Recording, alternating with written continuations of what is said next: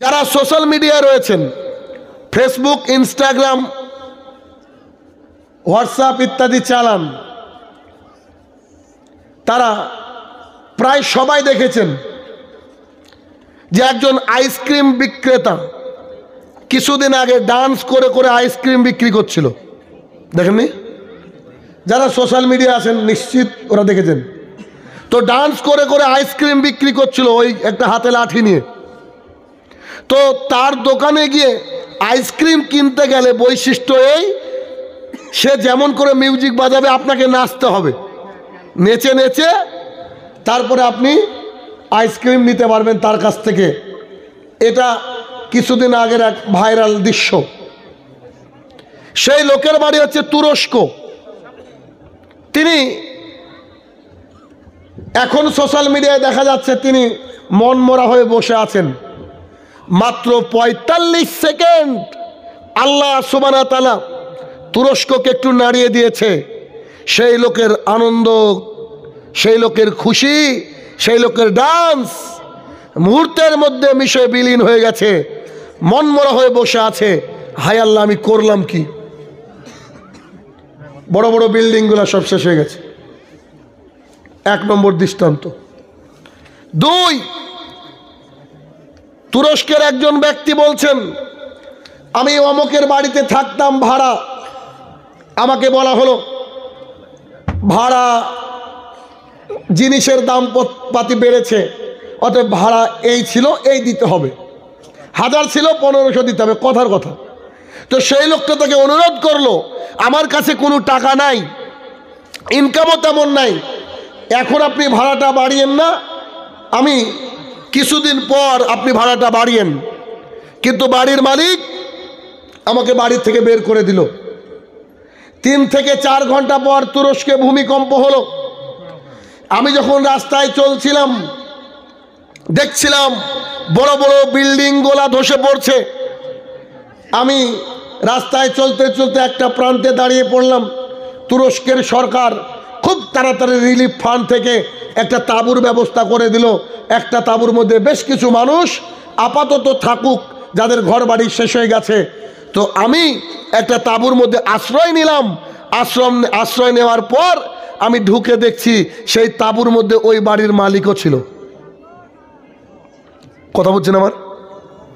তার মানে যাকে বের করে দেওয়া হয়েছিল সে লোকটা রাস্তায় ছিল, আর যে মালিক আল্লাহ সুবহানাহু ওয়া তাআলা সামান্য পৃথিবীটাকে একটু ঝাঁকিয়ে দিয়েছেন, যার ফলস্বরূপ সে আর বাড়ির মালিক নাই।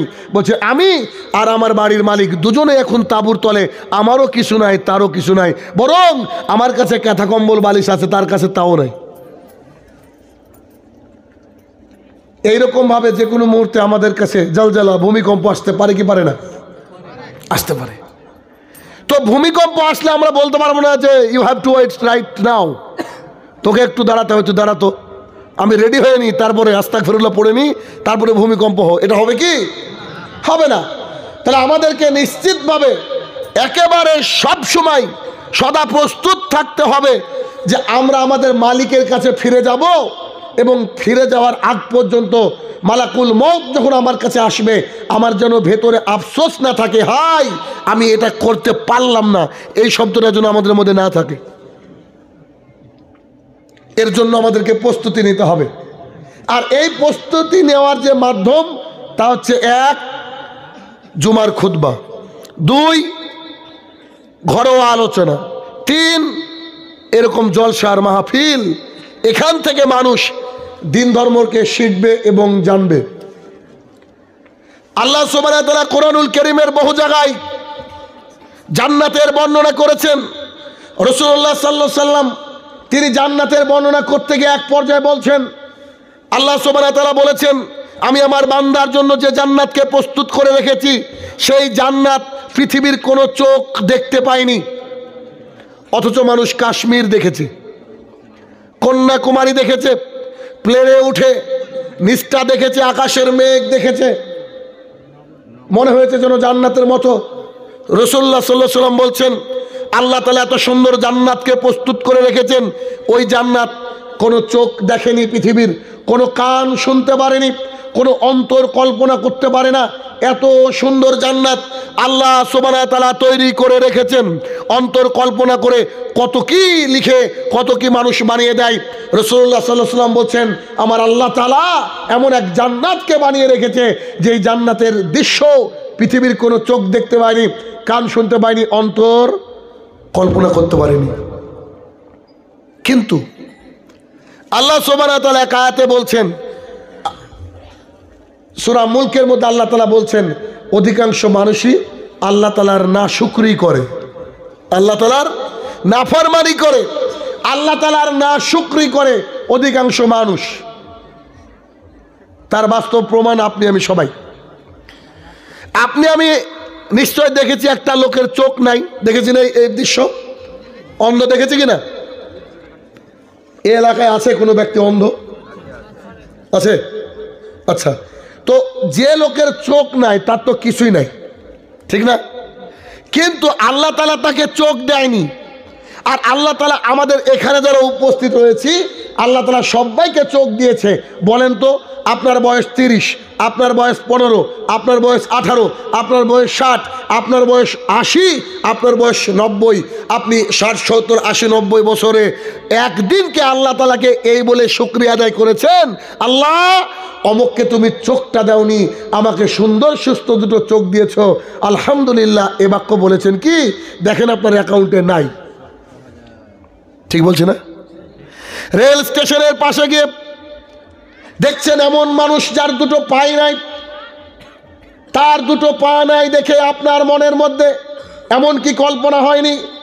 আপনার কি রবের শুকরিয়া আদায় করতে মন চায়নি? হে আমার প্রতিপালক, আমার তো দুটো পা দিয়েছো তুমি, কিন্তু ওই 2-3টে ব্যক্তিকে দেখলাম যার পাই তুমি দাওনি, যার পা দাওনি, তার আর দুনিয়াতে কি আছে? সে কত কষ্ট করে এখান থেকে মানুষের কাছ থেকে ভিক্ষা নিয়ে বেঁচে আছে আল্লাহ, আর আমি তোমার দেওয়া এই নিয়ামত উপভোগ করছি, তোমার দরবারে হাজারো শুকরিয়া সুজুদ আদা করছি। এই কথা আমরা একদিনও বলিনি। এই বাক্য আল্লাহ তাআলা বললেন, পৃথিবীর অধিকাংশ মানুষ নাশুকরি, আল্লাহ তাআলা শুকরিয়া আদায় করে না।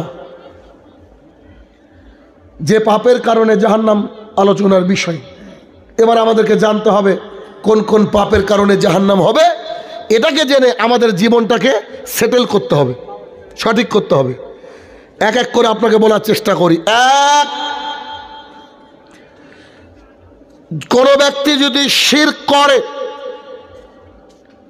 সে যদি খাস তওবা ছাড়া পৃথিবীর মায়া ত্যাগ করে, অর্থাৎ মারা যায়, সেই লোকের থাকার জায়গা জান্নাত। তাই আল্লাহ সুবহানাহু ওয়া তাআলা লুকমান হাকিমের সাথে তার ছেলের কথোপকথনের কথাটা কোরআনুল কারীমের মধ্যে জাতির জন্য একটা মিসাল বানিয়ে দিলেন।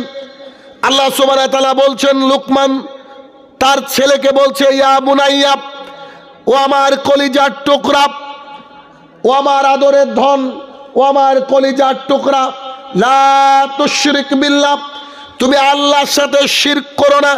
ইন্না শিরকা লাযুলমুন আযীম, শিরক হচ্ছে সবচেয়ে বড় গুনাহ, শিরক হচ্ছে মহা অন্যায়, শিরক হচ্ছে মহা পাপ। আল্লাহ সুবহানাহু ওয়া তাআলা বলেন, কোন ব্যক্তি যদি শিরক করে তার থাকার জায়গা জাহান্নাম। সূরা নিসা সূরা নম্বর 4 আয়াত নম্বর 48 এবং 116। অত কোরআনের 2 আয়াত থেকে আমরা বুঝতে পারি পৃথিবীর সবচেয়ে বড় পাপের নাম হচ্ছে শিরক। আর এই পাপ করে যদি পৃথিবীর বুক থেকে কোনো মানুষ চলে যায়, তার থাকার জায়গা জাহান্নাম। তাহলে এক, যে পাপের কারণে জাহান্নাম। আনাস রাদিয়াল্লাহু তাআলা আনহু বলেন, রাসূলুল্লাহ সাল্লাল্লাহু আলাইহি সাল্লাম বলেছেন, তোমাকে যদি কোনো মানুষ আগুনের মধ্যে পুড়িয়ে দেয়, তোমার গলাটা আলাদা করে দেয়, তোমাকে যদি দাউ দাউ করে জ্বলছে এমন আগুনের মধ্যে ফেলে দেওয়া হয়, আর তোমাকে যদি গলাটাকে উড়িয়ে দিয়ে হত্যা করা হয়, খবরদার তুমি আল্লাহ সুবহানাহু ওয়া তাআলার সাথে কাউকে শরীক করো না। এত বড় কঠিন বাক্য বললেন, অথচ আপনি আমি জানি জান বাঁচানো ফরজ কাজ, এ কথা আপনার আমার মুখে আছে? তবে আল্লাহ রসুল বললেন, শোনো খবরদার, তোমাকে যদি পুড়িয়ে ফেলে, তোমাকে যদি মেরে ফেলে, তারপরেও তুমি শিরক করো না। আনাস রাদিয়াল্লাহু তাআলা আনহু বলেন, রাসূল সাল্লাল্লাহু আলাইহি সাল্লাম বলেছেন, আল্লাহ সুবহানাহু ওয়া তাআলা বলেন, মানে হাদিসে কুদসি, আল্লাহ তাআলা বলেন, আমার বান্দারা দিনে রাতে পাপ করে, দিন রাত খালি পাপের মধ্যে ডুবে থাকে, ওই বান্দা এটা যদি মনে করে যে আমি তার একজন প্রতিপালক, আমি আল্লাহ, আমি এই পাপের কারণে তাকে শাস্তি দিতে পারি, তাকে আমি আবার ক্ষমাও করে দিতে পারি, এই কথা যদি ও মনে করে আমার দরবারে বলে, হে আমার প্রতিপালক তুমি আমাকে ক্ষমা করো না, আল্লাহ সুবহানাহু ওয়া তাআলা বলছেন ওর অ্যাকাউন্টে কত পাপ আছে, ওর ব্যাগের মধ্যে কত পাপ আছে, আমি আল্লাহ পরোয়া করি না, আমি আল্লাহ তাআলা তার সমস্ত পাপকে ক্ষমা করে দেব। সুবহানাল্লাহ বাড়িতে গিয়ে বলবেন, নিয়ত করেছেন নাকি? ভালো কথা বললে সুবহানাল্লাহ বলতে হয়, জানেন না? এ বিষয়ে একটা হাদিস আসছে, রাসূলুল্লাহ সাল্লাল্লাহু আলাইহি ওয়াসাল্লাম বলেছেন, কোনো ব্যক্তি যদি কথায় কথায় সুবহানাল্লাহ বলে, আলহামদুলিল্লাহ বলে, যত ফাঁকা জায়গা রয়েছে সব নেকিতে পরিপূর্ণ হয়ে যায়, গজ গজ গজ গজ করে। এখন তো বলেন, এবার তো বলেন সুবহানাল্লাহ। নেকি দরকার না নাকি? মন্ডের মানুষের সার্টিফিকেট প্রাপ্ত নাকি? আল্লাহ সুবহানাহু ওয়া তাআলা বলেন, আমার বান্দারা যদি পাপ করতে করতে এক আসমান পর্যন্ত ভরিয়ে ফেলে, এক আসমান মানে 500 বছরের রাস্তা, এক আসমান পর্যন্ত পাপে একেবারে পাহাড় হয়ে গেছে, সেই বান্দা যদি আমি আল্লাহর কাছে ক্ষমা চাই একনিষ্ঠ মনে, আমি আল্লাহ তাআলা বলছি আমি তার অতগুলা পাপকে ক্ষমা করে দেব, আমি আল্লাহ তাআলা বলছি আমি তার অতগুলা পাপকে ক্ষমা করে দেব, আমি আল্লাহ তাআলা বলছি আমি তার অতগুলা পাপকে ক্ষমা করে দেব। পাপের ক্ষমার ব্যাপারে আমি আল্লাহ তাআলা কারোর উপরে নির্ভর করি না। যত পাপ করবেন কে ক্ষমা করবে? আল্লাহ তাআলা। শর্ত কি? শর্ত হচ্ছে যে আমরা এটা মনে করব আমার একজন মাবুদ রয়েছেন, আমার একজন প্রতিপালক রয়েছেন, তিনি আমাকে ক্ষমাও করতে পারে আবার শাস্তিও দিতে পারে, এটা হচ্ছে শর্ত। হাদিসে কুদসি শেষ হয়নি এখনো। এরপরে আল্লাহ সুবহানাহু ওয়া তাআলা বলেন, এক আসমান নয়, গোটা পৃথিবী যদি কোনো বান্দা পাপে পরিপূর্ণ করে দেয়, আর ও যদি মনে করে আমি তার প্রতিপালক, আমি তাকে সাজা দিতে পারি আবার ক্ষমাও করে দিতে পারি, একচ্ছত্র অধিপতি আমি, ও যদি আমার কাছে ক্ষমা চাই, গোটা পৃথিবী পাপে পরিপূর্ণ হয়ে গেছে, আমি আল্লাহ তাআলা বলছি তার সমস্ত পাপকে আমি আল্লাহ তাআলা ক্ষমা করে দেব। শেষে সে আল্লাহ তাআলা বলছেন যদি তার মধ্যে শিরক না থাকে। বলেন এবার, আল্লাহ তাআলা এই বাক্যে বলছেন, হাদিস তো বুখারী মুসলিমের বিখ্যাত হাদিস, বর্ণনা করেছেন বিখ্যাত সাহাবী আনাস রাদিয়াল্লাহু তাআলা আনহু। আর হাদিসে কুদসি মানে সরাসরি আল্লাহর বাক্য। এখানে বোঝা যাচ্ছে আমার বান্দা দিনে রাতে পাপ করে, আমি আল্লাহ ক্ষমা করে দেব। আমার বান্দা এক আসমান ভরিয়ে ফেলেছে পাপে, আমি ক্ষমা করে দেব। আমার বান্দা গোটা পৃথিবী পাপে পরিপূর্ণ করেছে, আমি ক্ষমা করে দেব, যদি তার মধ্যে কি না থাকে? শিরক না থাকে।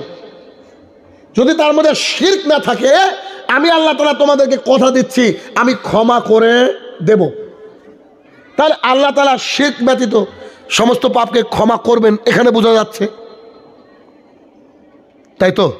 আচ্ছা, এবার বিষয় হচ্ছে যে আল্লাহ তাআলা এই যে এত কঠিন বাক্যটা বললেন, শিরক করলে ক্ষমা করবেন, এর পেছনে কারণ কি?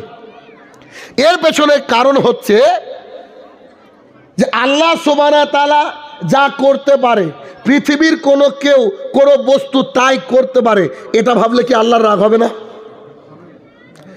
আল্লাহ তাআলা বলছে আমি পানি বর্ষণ করতে পারি, আর ওই লোক বলছে ওই তারাটা ছিল বলে পানি বর্ষণ হলো। আশ্চর্য ব্যাপার, তারাকে আমি আল্লাহ তৈরি করেছি আর বলছে তারা পানি দিল, এটা সহ্য হয় নাকি আমার? এজন্য আমি এ পাপ ক্ষমা করব না। তাহলে শিরক, এই পাপ আল্লাহ তাআলা ক্ষমা করবেন না। তবে খাস তওবা করলে অবশ্যই আল্লাহ তাআলা ক্ষমা করবেন। কিভাবে তওবা করতে হয় পরে বলছি, তবে শিরক কিসে কিসে হয় দু একটা কথা আপনাকে না বললে আপনি বুঝতে পারবেন না। দেখেন, গাড়ি নিয়ে আসছিলেন, আস্তে আস্তে আস্তে আস্তে চট করে ড্রাইভার একটা ব্রেক মেরে দিয়েছে, সামনে বিশাল বড় অ্যাক্সিডেন্ট, আপনি বলছেন যাক ড্রাইভারটা ঠিক জায়গায় ব্রেক মেরেছিল তাই বেঁচে গিয়েছি, এটা হচ্ছে শিরক। কেন? কে বাঁচিয়েছে? ড্রাইভারে বাবার ক্ষমতা আছে বাঁচাতে? আল্লাহ তাআলা বাঁচিয়েছে। আপনি বলবেন আলহামদুলিল্লাহ আল্লাহ তাআলা বাঁচিয়ে দিয়েছে এবং ড্রাইভারও সঠিক জায়গায় ব্রেক মেরেছে, এটা ঠিক আছে। দুই, কোনো ব্যক্তি বলছে আপনার মেয়ে এখন কেমন আছে গো? আরে ও তো মারা গিয়েছিল, কিন্তু আমি জানি ওই ব্যক্তি বললো ব্যাঙ্গালোরে যাও, অমুক ডাক্তারকে দেখালে সুস্থ হয়ে যাবে। ডাক্তারটা ছিল বলে আজকে আমার মেয়ে দুনিয়াতে। নাউজুবিল্লাহ মিন যালিক। ডাক্তার ছিল বলে আজকে আমার মেয়ে দুনিয়াতে, বলে কি বলেন এরকম? তাহলে এইটা হচ্ছে শিরক। তিন, আকাশের কোনো তারা নক্ষত্রকে দেখে ভাগ্য গণনা করা, আকাশের কোনো তারা নক্ষত্রকে দেখে একটা আবহাওয়া কেমন হবে এটা বলে দেওয়া, এটা হচ্ছে শিরক।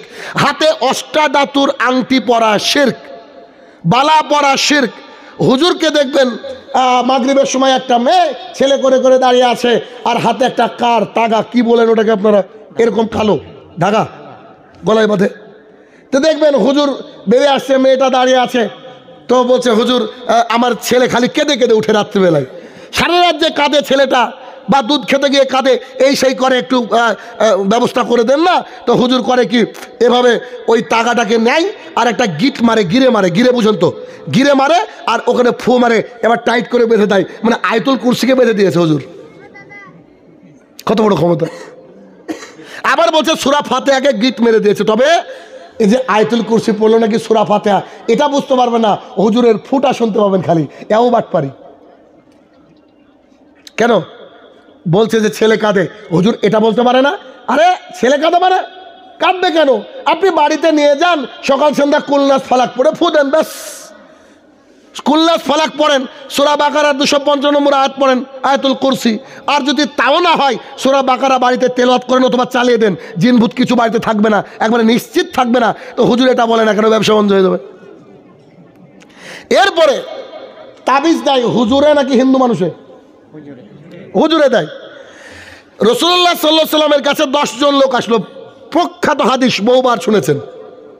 আমি এই হাদিস দ্বারা প্রমাণ করি মুসলমান তো তাবিজ পড়বে না, হিন্দুও পড়তে পারবে না। দলিল, 10 জন লোক এসে আল্লাহ রাসূল সাল্লাল্লাহু আলাইহি সাল্লামকে বলছে আমরা দ্বীন ইসলাম বুঝে নিয়েছি, আমাদের দ্বীন ইসলাম ভালো লেগেছে, অতএব আপনি আমাদেরকে ইসলাম কবুল করান। আল্লাহ রাসূল একে একে ডাকছেন আর বলছেন বলো আশহাদু আল্লা ইলাহা ইল্লাল্লাহ ওয়া আন্না মুহাম্মাদার রাসূলুল্লাহ, তুমি যাও আশহাদু আল্লা ইলাহা ইল্লাল্লাহ ওয়া আন্না মুহাম্মাদার রাসূলুল্লাহ। এভাবে একে একে পড়াচ্ছেন, ছেড়ে দিচ্ছেন, পড়াচ্ছেন, ছেড়ে দিচ্ছেন। আসলো কজন? 9 জনকে ছেড়ে 9 জনকে তিনি কালিমা পড়িয়ে ইসলামের ছায়া তলে নিয়ে আসলেন, একজনকে পড়ালেন না। তখন সেই ব্যক্তি বলে উঠলো আশ্চর্য ব্যাপার, আসলাম 10 জন, আপনি ওই 9 জনকে পড়ালেন, ঘটনা কি? ব্যাপারটা তো বুঝলাম না। তো রাসূলুল্লাহ সাল্লাল্লাহু আলাইহি সাল্লাম বলছে তোমার হাতের মধ্যে তাবিজ আছে, ওটা খোলো আগে। আরে আল্লাহ রাসূল তো জানতেনই ও হিন্দু, ও খ্রিস্টান, তাই না? ও মুসলমান নয়। তাহলে মুসলমান নয় এই ব্যক্তি তো অনেক কিছুই থাকতে পারে। তারপর আল্লাহ সাল্লাল্লাহু আলাইহি ওয়াসাল্লাম তাকে দেখে দূরে সরে আসলেন, বলে তোমার হাতের মধ্যে তাবিজ আছে দেখো। সঙ্গে সঙ্গে গলার মধ্যে দিয়ে হাত বের করে টেনে ফেলে দিয়েছে, এরকম ছেড়ে দিলাম, বলেন এবার। আর হুজুর ওই তাবিজ নিয়ে ব্যবসা করছে।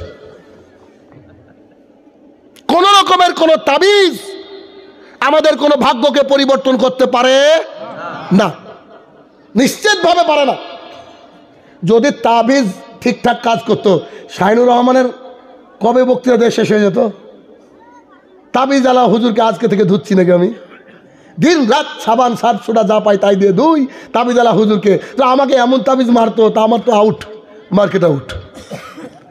তার মানে তাবিজে কোনো কাজ হয় না। আর তাবিজে যদি কাজ হতো তাহলে হুজুরই নিজে বড় লোক হয়ে যেত, তাবিজ বিক্রি করার কি দরকার, একেবারে ঠ্যাঙের উপরে পা তুলে খেত, ঠিক না? তাবিজ কোনো কাজ করতে পারে না। তবে শেষ কথা এখানে একটু বলতে হয়, মানে তাবিজের ব্যাপারে শেষ কথা, ঘাবড়িয়েন না।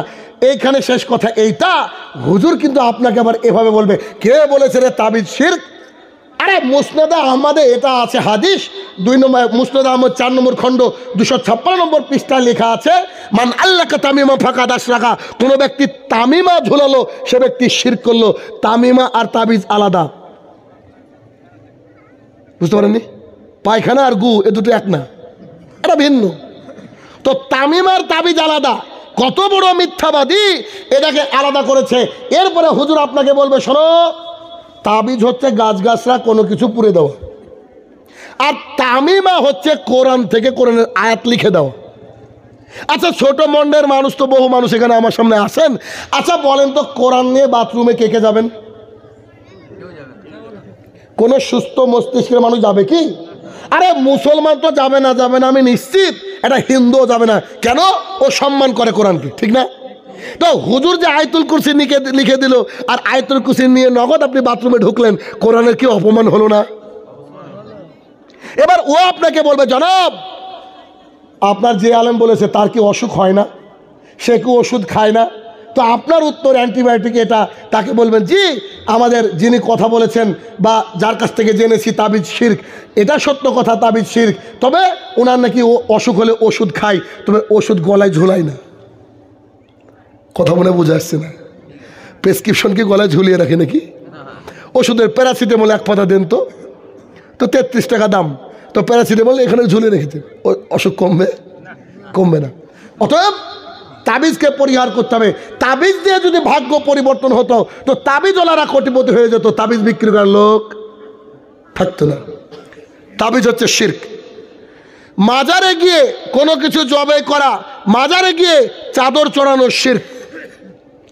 কলিজা দিয়ে ভালোবাসে আব্বাস সিদ্দিকীকে, আরে ও তো আমার মুসলমান ভাই, ওর সাথে তো আমার সমস্যা নাই, কিন্তু দাদা হুজুরের ওই যে মাজারের উপরে চাদর চড়ছে, মানুষকে শিরকের দিকে আহ্বান করছে, এটা যে জাহান্নামের রাস্তা, কে ঠেকাবে? এটা যে জাহান্নামের রাস্তা। চাদর চড়ানো যে শিরক, চাদর চড়ানো শিরক। ওখানে গিয়ে কোনো কিছু চাওয়া শিরক, ওখানে গিয়ে কোনো কিছু মান্যত করা শিরক। অথচ এই মাজারগুলাতে খেয়াল করে দেখবেন, মানুষ গিয়ে সেজদা পর্যন্ত করে, বলেন করে না?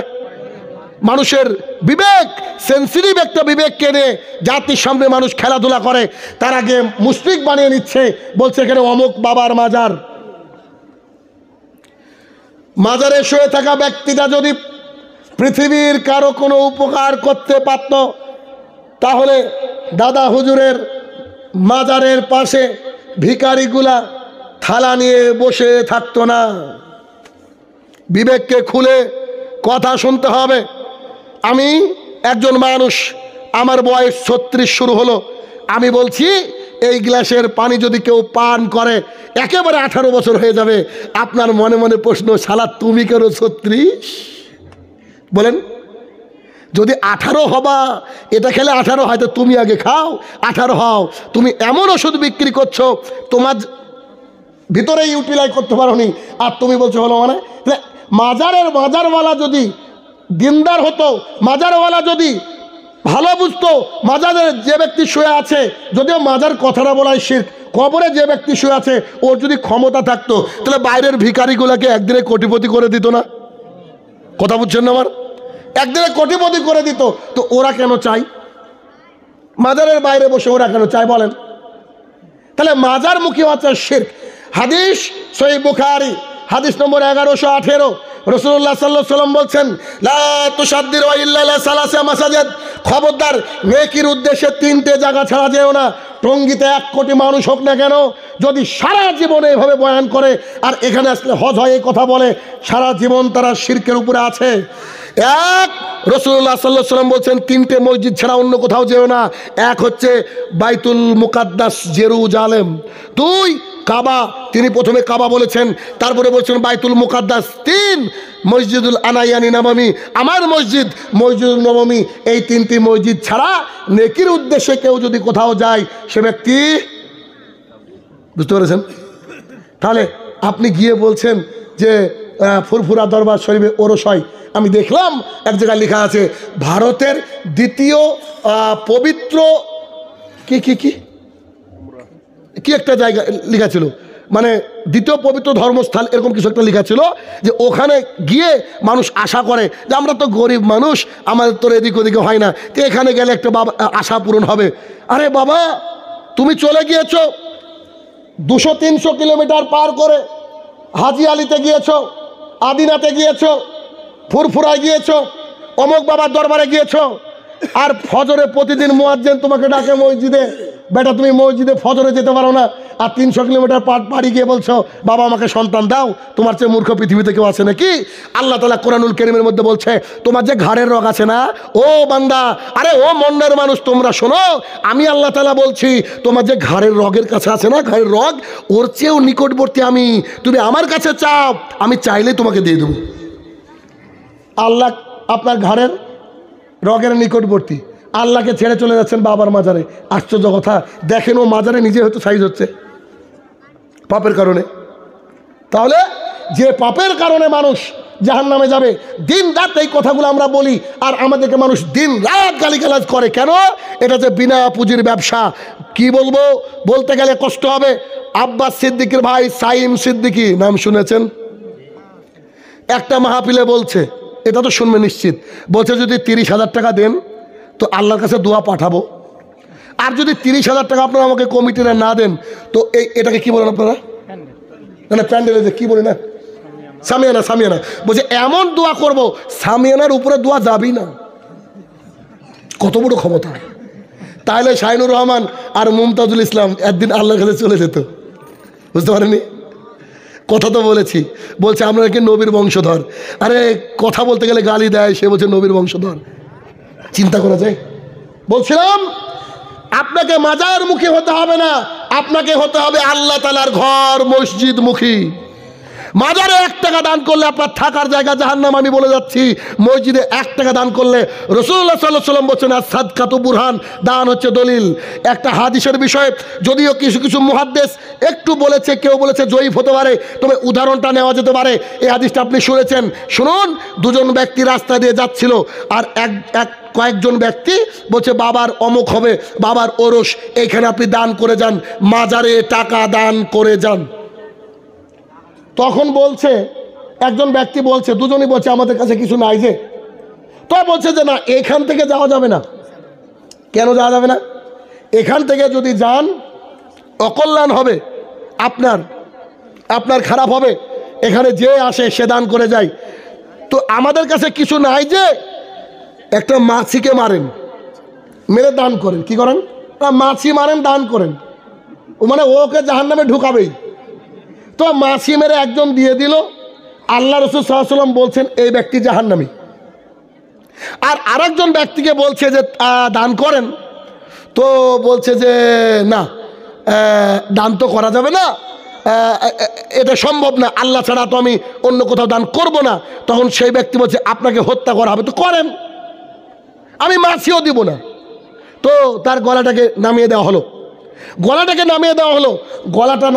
রাসূল সাল্লাল্লাহু আলাইহি ওয়াসাল্লাম বলছে এই ব্যক্তি জান্নাতি।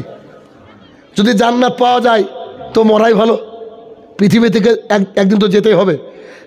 আজকে একটা পোস্ট দেখলাম আমি, এক নাদান, বাংলাদেশের নাদান বলছে আমার দুর্ভাগ্য, আমি মক্কায় এসেছি উমরা করতে, নইলে চরমনায়ের মাহফিল চলছিল, আমি ওই মাহফিলে যোগদান করতে পারলাম না, আফসোস আমার জন্য। ও যে মসজিদে গিয়েছে, ওই মসজিদে 1 রাকাত নামাজ পড়লে 1 লাখ রাকাতের নেকি পাওয়া যায়। ওখানে দাঁড়িয়ে পোস্ট করছে, বলছে আমি দুঃখিত, এমন সময় আসলাম যে আমি এখানে রয়েছি, মসজিদুল হারামে রয়েছি, আমি চরমনায় যেতে পারলাম না। চিন্তা করেন। তাহলে যে পাপের কারণে জাহান্নাম, তার একটা হচ্ছে কি? শিরক।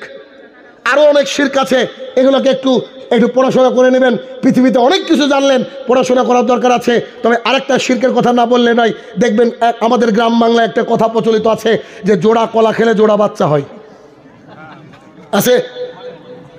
ওটাকে জোড়া না বলে জমজ বলে অনেকে, কেউ জামটাও বলে। আপনি আপনার স্ত্রীকে নিয়ে ফলের দোকানে গিয়েছেন, আঙুর বেদানা ভালো লেগেছে কিনেছেন, যেই কলাগুলো দাম করছেন, কলা তো হেভি দেখতে, আচ্ছা কলাগুলো দেন তো। যেই কলা দেওয়ার সময় একটা কলার সাথে একটা কলা লেগে আছে, আপনার স্ত্রী বলছে এটাকে বাদ দিয়ে দেন। কেন? যে কেউ একজন বলেছে জোড়া কলা খেলে জোড়া বাচ্চা হয়। তো কলা যদি বাচ্চা দিতে পারে তো আল্লাহ কে রে ভাই? বলছে কলা নাকি 2টো বাচ্চা, ডবল বাচ্চা দেয়। তো যাদের বাচ্চা হয় না তাদেরকে খাওয়াই আগে টেস্ট করেন। বাচ্চা দেওয়ার মানে কে?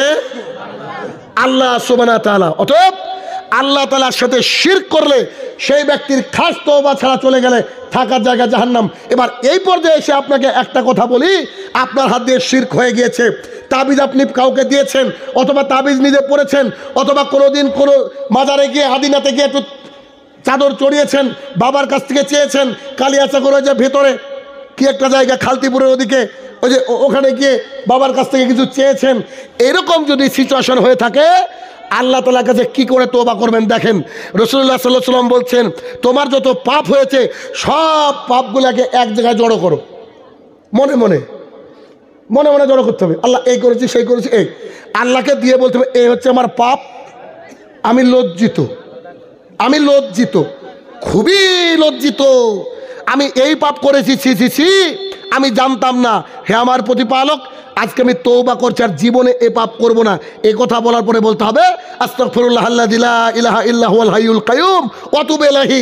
এত বড় না পারলে বলতে হবে আস্তাগফিরুল্লাহ ওয়া আতুবু ইলাইহি, আস্তাগফিরুল্লাহ ওয়া আতুবু ইলাইহি রাব্বি মিন কুল্লি জামবি। এটা হচ্ছে মেড ইন চায়না। রাব্বি মিন কুল্লি জামবি এটুকু বলা যাবে না, আজ পর্যন্ত পাইনি। তাহলে কি বলতে হবে? ছোট্ট করে বলেন আস্তাগফিরুল্লাহ ওয়া আতুবু ইলাইহি। এইটা আপনাকে পড়তে হবে। দেখেন এখানে কত কপাল পোড়া লোক বেরোবে, আমি হাত তুলতে বলবো না। আনাস রাদিয়াল্লাহু তাআলা আনহু বলেন রাসূলুল্লাহ সাল্লাল্লাহু আলাইহি ওয়াসাল্লাম বলেছেন, আমি প্রতিদিন 100 বার করে আল্লাহর কাছে ইস্তেগফার পাঠ করি। 100 বার করে কি করেন আল্লাহ রসুল? ইস্তেগফার পাঠ করেন। আল্লাহকে বলেন আস্তাগফিরুল্লাহ, আস্তাগফিরুল্লাহ, অথবা আস্তাগফিরুল্লাহ রাব্বি, আস্তাগফিরুল্লাহ আল্লাযী লা ইলাহা ইল্লাল্লাহ পুরোটা, অথবা আস্তাগফিরুল্লাহ ওয়া আতুবু ইলাইহি। এইগুলো আমি আল্লাহর কাছে মিনিমাম 100 বার বলি। আজকে ছোট মন্ডার মানুষকে আমি বলে যাই, অনেক মানুষ উপস্থিত রয়েছেন, সকাল থেকে 5 বার বলারও এখনো সৌভাগ্য হয়নি। দেখেন, খবরদার, সকালবেলায় ফজরের পরপর পড়ে নেবেন, ফজরের পরপর এই জিকিরটা পড়ে নেবেন। অন্তত আল্লাহর কাছে বেশি আপনার মান মর্যাদা বৃদ্ধি হয়ে যাবে। 1। 2 নম্বর পাপ যেটা আমাদের সমাজে প্রচলিত রয়েছে, যেই পাপের কারণে জাহান্নাম, সেটা হচ্ছে আত্মসাৎ। পৃথিবীতে পাপ হচ্ছে 2 প্রকার, একটা হচ্ছে আল্লাহ তাআলার সাথে জড়িত, আর একটা আছে মানুষের সাথে জড়িত। এবার আপনার মাথার মধ্যে একটু ডাউট আসতে পারে, আপনি একটু আগে বললেন আনাস থেকে বর্ণিত হাদিস, আল্লাহ তাআলা নাকি সব পাপ ক্ষমা করে দেবে শিরকের পাপ ব্যতীত। এখন আপনি বলছেন পাপ 2 প্রকার। জি, আল্লাহর সাথে জড়িত পাপ আল্লাহ ক্ষমা করবে, বান্দার সাথে জড়িত পাপ আল্লাহ ক্ষমা করবে না। তাহলে পাপ 2 প্রকার। যত হাদিসে আসছে আল্লাহ তাআলা সব পাপ ক্ষমা করে দিবে, এই সবের অর্থ বুঝে নিতে হবে যে পাপ আল্লাহর সাথে রিলেটেড। কেমন? সালাত আদায় করতে করতে কিছুদিন ছেড়ে দিয়েছেন, এই পাপ আল্লাহ চাইলে ক্ষমা করতে পারেন, আল্লাহ ক্ষমা করবেন। কারোর সাথে জেনা করে ফেলেছেন, আল্লাহ ক্ষমা করবেন। কথা বুঝছেন? সিয়াম করতে করতে ভেঙে ফেলেছেন, আল্লাহ ক্ষমা করবেন। কিন্তু টোটোওয়ালাকে বলছেন যে এখান থেকে ওই কালিয়াচক যাব, তো চলেন, গিয়ে বলছে যে কত ভাড়া, তো বলছে 200 টাকা। একটা থাপ্পড় মেরে বলছেন 40 টাকা আমরা প্রতিদিন আসি, আর তুই 200 টাকা নিবি মানে? একেবারে সব দাঁতগুলো ফেলে দেবো, জানিস তো? এই যে থাপ্পড়টা মারলেন না, এই থাপ্পড় মারলেন আজকে, কালকে ভিসা করে সৌদি আরব চলে গেলেন, মক্কাতে সারা জীবন কানলেন, এই পাপ আল্লাহ তাআলা ক্ষমা করবেন? কার কাছে ক্ষমা নিতে হবে? টোটোওয়ালার কাছে। ওই টোটোওয়ালার কাছে ক্ষমা নিতে হবে। আবু হুরায়রা রাদিয়াল্লাহু তাআলা আনহু বলেন রাসূলুল্লাহ সাল্লাল্লাহু আলাইহি ওয়াসাল্লাম বলেছেন, মানুষ যখন জেনা করে, জেনা করা অবস্থায় সে মুমিন থাকে, এ কথা মিথ্যা। অর্থাৎ জেনা করা অবস্থায় একজন মানুষ মুমিন থাকতে পারে না। মানুষ যখন চুরি করে, চুরি করা অবস্থায় তার মধ্যে ঈমান উপস্থিত থাকে, এ কথা সত্য নয়। মানুষ যখন ডাকাতি করে, ডাকাতি করা অবস্থায় যদি কারোর ঈমান থাকে, কেউ বলে, এ কথা সত্য নয়। মানুষের কাছে আমানত রাখা হলো, আমানতের খেয়ানত করা অবস্থায় তার ঈমান আছে, এ কথা মিথ্যা। বুখারী মুসলিমের অত্র হাদিস থেকে আমরা বুঝতে পারি যে মানুষ যখন জেনা করে, বিবাহ বহির্ভূত সম্পর্কের মধ্যে লিপ্ত থাকে, অথবা বিয়ে করেনি, কারোর সাথে ফেসবুকে হোক, হোয়াটসঅ্যাপে হোক, চ্যাটিংয়ে ব্যস্ত থাকে, জেনা করে, রাসূলুল্লাহ সাল্লাল্লাহু আলাইহি ওয়াসাল্লাম বলছেন এই ব্যক্তির ঈমান তখন থাকে না, তখন মারা গেলে থাকার জায়গা জাহান্নাম। 2, কোনো মানুষ চুরি করে, চুরি করা অবস্থায় যদি সে ব্যক্তি মারা যায়, তার থাকার জায়গা জাহান্নাম। কেন? যখন চুরি করে তার ঈমান থাকে না। 3, ও যদি নেশাদার দ্রব্য পান করে, পান বিড়ি জর্দাকুল সিগারেট খায়, খাওয়া অবস্থায় ও যদি মারা যায়, তাহলে ওর ভাগ্যে খারাপ আছে। কেন? ওই অবস্থায় তার ঈমান থাকে না। যদি হাদিসের ভাষাটা আসছে, কেউ যদি মদ পান করে, মদ মানে যতগুলো নেশা পৃথিবীতে রয়েছে তাকে একত্রিতকরণ করলে ইনটক্সিক্যান্ট অর্থাৎ মদ বলা হয়।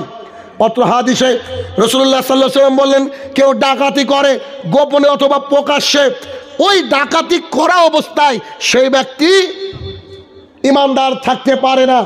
শেষের দিকে এসে রাসূলুল্লাহ সাল্লাল্লাহু আলাইহি ওয়াসাল্লাম বললেন, কোনো ব্যক্তির কাছে আমানত রাখা হলো, আমানতের নয় ছয় করেছে, হোক মসজিদের ক্যাশিয়ার, হোক পৃথিবীর কোনো মানে প্রতিষ্ঠানের ক্যাশিয়ার, ও যদি এরকম করে তো ওই রকম করা অবস্থায় তার মধ্যে ঈমান উপস্থিত থাকতে পারে না। চিন্তা করা যায়, চায়ের দোকানে বসে এক হাতে চা আর এক হাতে সিগারেট,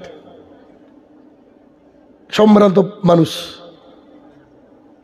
নেশা করে মানুষ বাড়িতে আসছে, সারা রাত নেশা অবস্থায় কাটিয়ে দিচ্ছে, মানে ওর হুঁশি নাই যে আল্লাহ তাআলা কখন মালাকুল মতকে পাঠিয়ে তুলে নিতে পারে। আত্মসাৎ খুব কঠিন একটা পাপ, খুব কঠিন একটা পাপ। আবু হুরায়রা রাদিয়াল্লাহু তাআলা আনহু বলেন, রাসূলুল্লাহ সাল্লাল্লাহু আলাইহি ওয়াসাল্লাম বলেছেন, পৃথিবীতে যদি কেউ কারোর জমিকে আধ হাত নিয়ে নেয়, জোর করে হোক কলা কৌশল করে হোক, আধ হাত জমি যদি পৃথিবীতে কারোর কেউ গ্রাস করে নেয়, আলটাকে কেটে নিজের দিকে করে নেয়, রাসূলুল্লাহ সাল্লাল্লাহু আলাইহি ওয়াসাল্লাম বলেন, সেই ব্যক্তিকে কিয়ামতের মাঠে আল্লাহ সুবহানাহু ওয়া তাআলা ওই রকম 7 তবক জমিন তার গলার মধ্যে ঝুলিয়ে দিবেন। আবু হুরায়রা রাদিয়াল্লাহু তাআলা আনহু বলেন, রাসূলুল্লাহ সাল্লাল্লাহু আলাইহি ওয়াসাল্লাম বলেছেন, কোনো ব্যক্তি যদি পৃথিবীর বুকে কারোর জমি জুলুম করে হোক, অত্যাচার করে হোক, আল কেটে হোক, অর্ধ হাত জমিন নিয়ে নেয়, আল্লাহ সুবহানাহু ওয়া তাআলা কিয়ামতের মাঠে সেই ব্যক্তিকে বলবেন, তুমি এখন জমিন খোঁড়ো। এই যে পৃথিবী আছে, এই যে মাটি আছে, এই মাটির 7টা স্তর রয়েছে। কটা স্তর? আচ্ছা, স্তর বুঝেন কি আপনি? রুমালটা ভাঁজ করা আছে, এইটা একটা স্তর, এইটা একটা স্তর, এইটা একটা স্তর, তাহলে কটা হলো? 3টে। আল্লাহ রাসূল সাল্লাল্লাহু আলাইহি ওয়াসাল্লাম অপর হাদিসে বলছে, এই স্তরটা খুঁড়তে কিয়ামতের মাঠে সময় লাগবে 500 বছর। কত বছর? আচ্ছা, এবার আপনি একটু অঙ্কের ছাত্র হওয়ার চেষ্টা করেন তো। পৃথিবীর বুকে কোনো মানুষ যদি কারোর আধ হাত জমি দখল করে, মানে আলটা কাটতে কাটতে কাটতে কাটতে আধ হাত নিয়ে নিয়েছে, নরেন্দ্র মোদী সব বেচে দিয়েছে, এটা ছাড়েন, ওর হিসাব অন্যরকম পদ্ধতিতে হবে। কিন্তু আপনি যে আল কাটতে কাটতে অপরের জমি নিয়ে নিয়েছেন, আপনি জানেন। অনেক চাষিরা কিন্তু এটা করে, যখন মাসে ট্রাক্টর নামে না, তো ট্রাক্টর বলছে যে এই সেটি যাবো না, জানো তুমি যাও না, আমার জমি তুমি যাও, আমি দেখছি। আমি এমন কয়েকদিন আগে একটা বাড়ির ক্ষতি হয়েছে, তো সেই বাড়িটার বেড়াটা পুড়ে গিয়েছে, তো ওই বেড়াটা দিবে তার নাতি জামাই। তো তার নাতি জামাই যখন খুঁড়তে যাচ্ছে, কারণ বেড়াটা পুড়ে গিয়েছে ওখানে বোঝা যাচ্ছে, তো সে খুঁড়ছে, তো ও মহিলা বলছে যে আরে তুমি এখানে খুঁড়ছো কেন, আর আধাত ওদিকে খুঁড়ো, মানে মানুষের চলাচল রাস্তায় আর আধাত খুঁড়ো। তো তার নাতি জামাই বলছে, আশ্চর্য, আপনার জমি এখানে, আপনি বলছেন খুঁড়ো এখানে, আরে আমি তোমাকে নির্দেশ দিচ্ছি তুমি খুঁড়বা না, মানে তো নাতি জামাই বলছে তোর কাজই করবো না, যা। পরে আবার ঠিক জায়গায় খুঁড়েছে। তো রাসূলুল্লাহ সাল্লাল্লাহু আলাইহি ওয়াসাল্লাম বলছেন, দেখুন জমিনে খুব বিবাদ আছে না, পৃথিবীতে জমিনে বিবাদটা বেশি। এই জন্য জমি যারা আছে একটু সতর্কতা অবলম্বন করবেন। খালি হাদিস শুনলে হবে না। আমি যেখানে বাড়ি করেছি আলহামদুলিল্লাহ, যতটুকু ছাড়া সরকারি নিয়ম অনুযায়ী, তারপরে আরও আদাত ছেড়েছি। কেন? যদি বাই চান্স আমি নেনে এদিক ওদিক হয়, কে মার খাবে ভাই? দরকার নাই, ঘর একটু ছোট হোক না কেন, খাট আটলে তো শোয়া হবে, অসুবিধা নাই। পৃথিবীতে বাহাদুরি করে লাভ নাই, ওখানে সারা জীবন কাটবে। অতএব রাসূলুল্লাহ সাল্লাল্লাহু আলাইহি ওয়াসাল্লাম বলছেন, তাকে বলা হবে জানাব, কি বলেন, আপনি মাটিটা খুঁড়েন তো।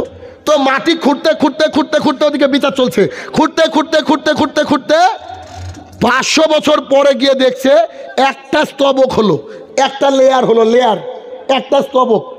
তো 500 বছর যদি একটা স্তবকে লাগে, 7টা স্তবক খুঁড়তে কত বছর লাগবে? 3500 বছর মাটি খুঁড়বে ও।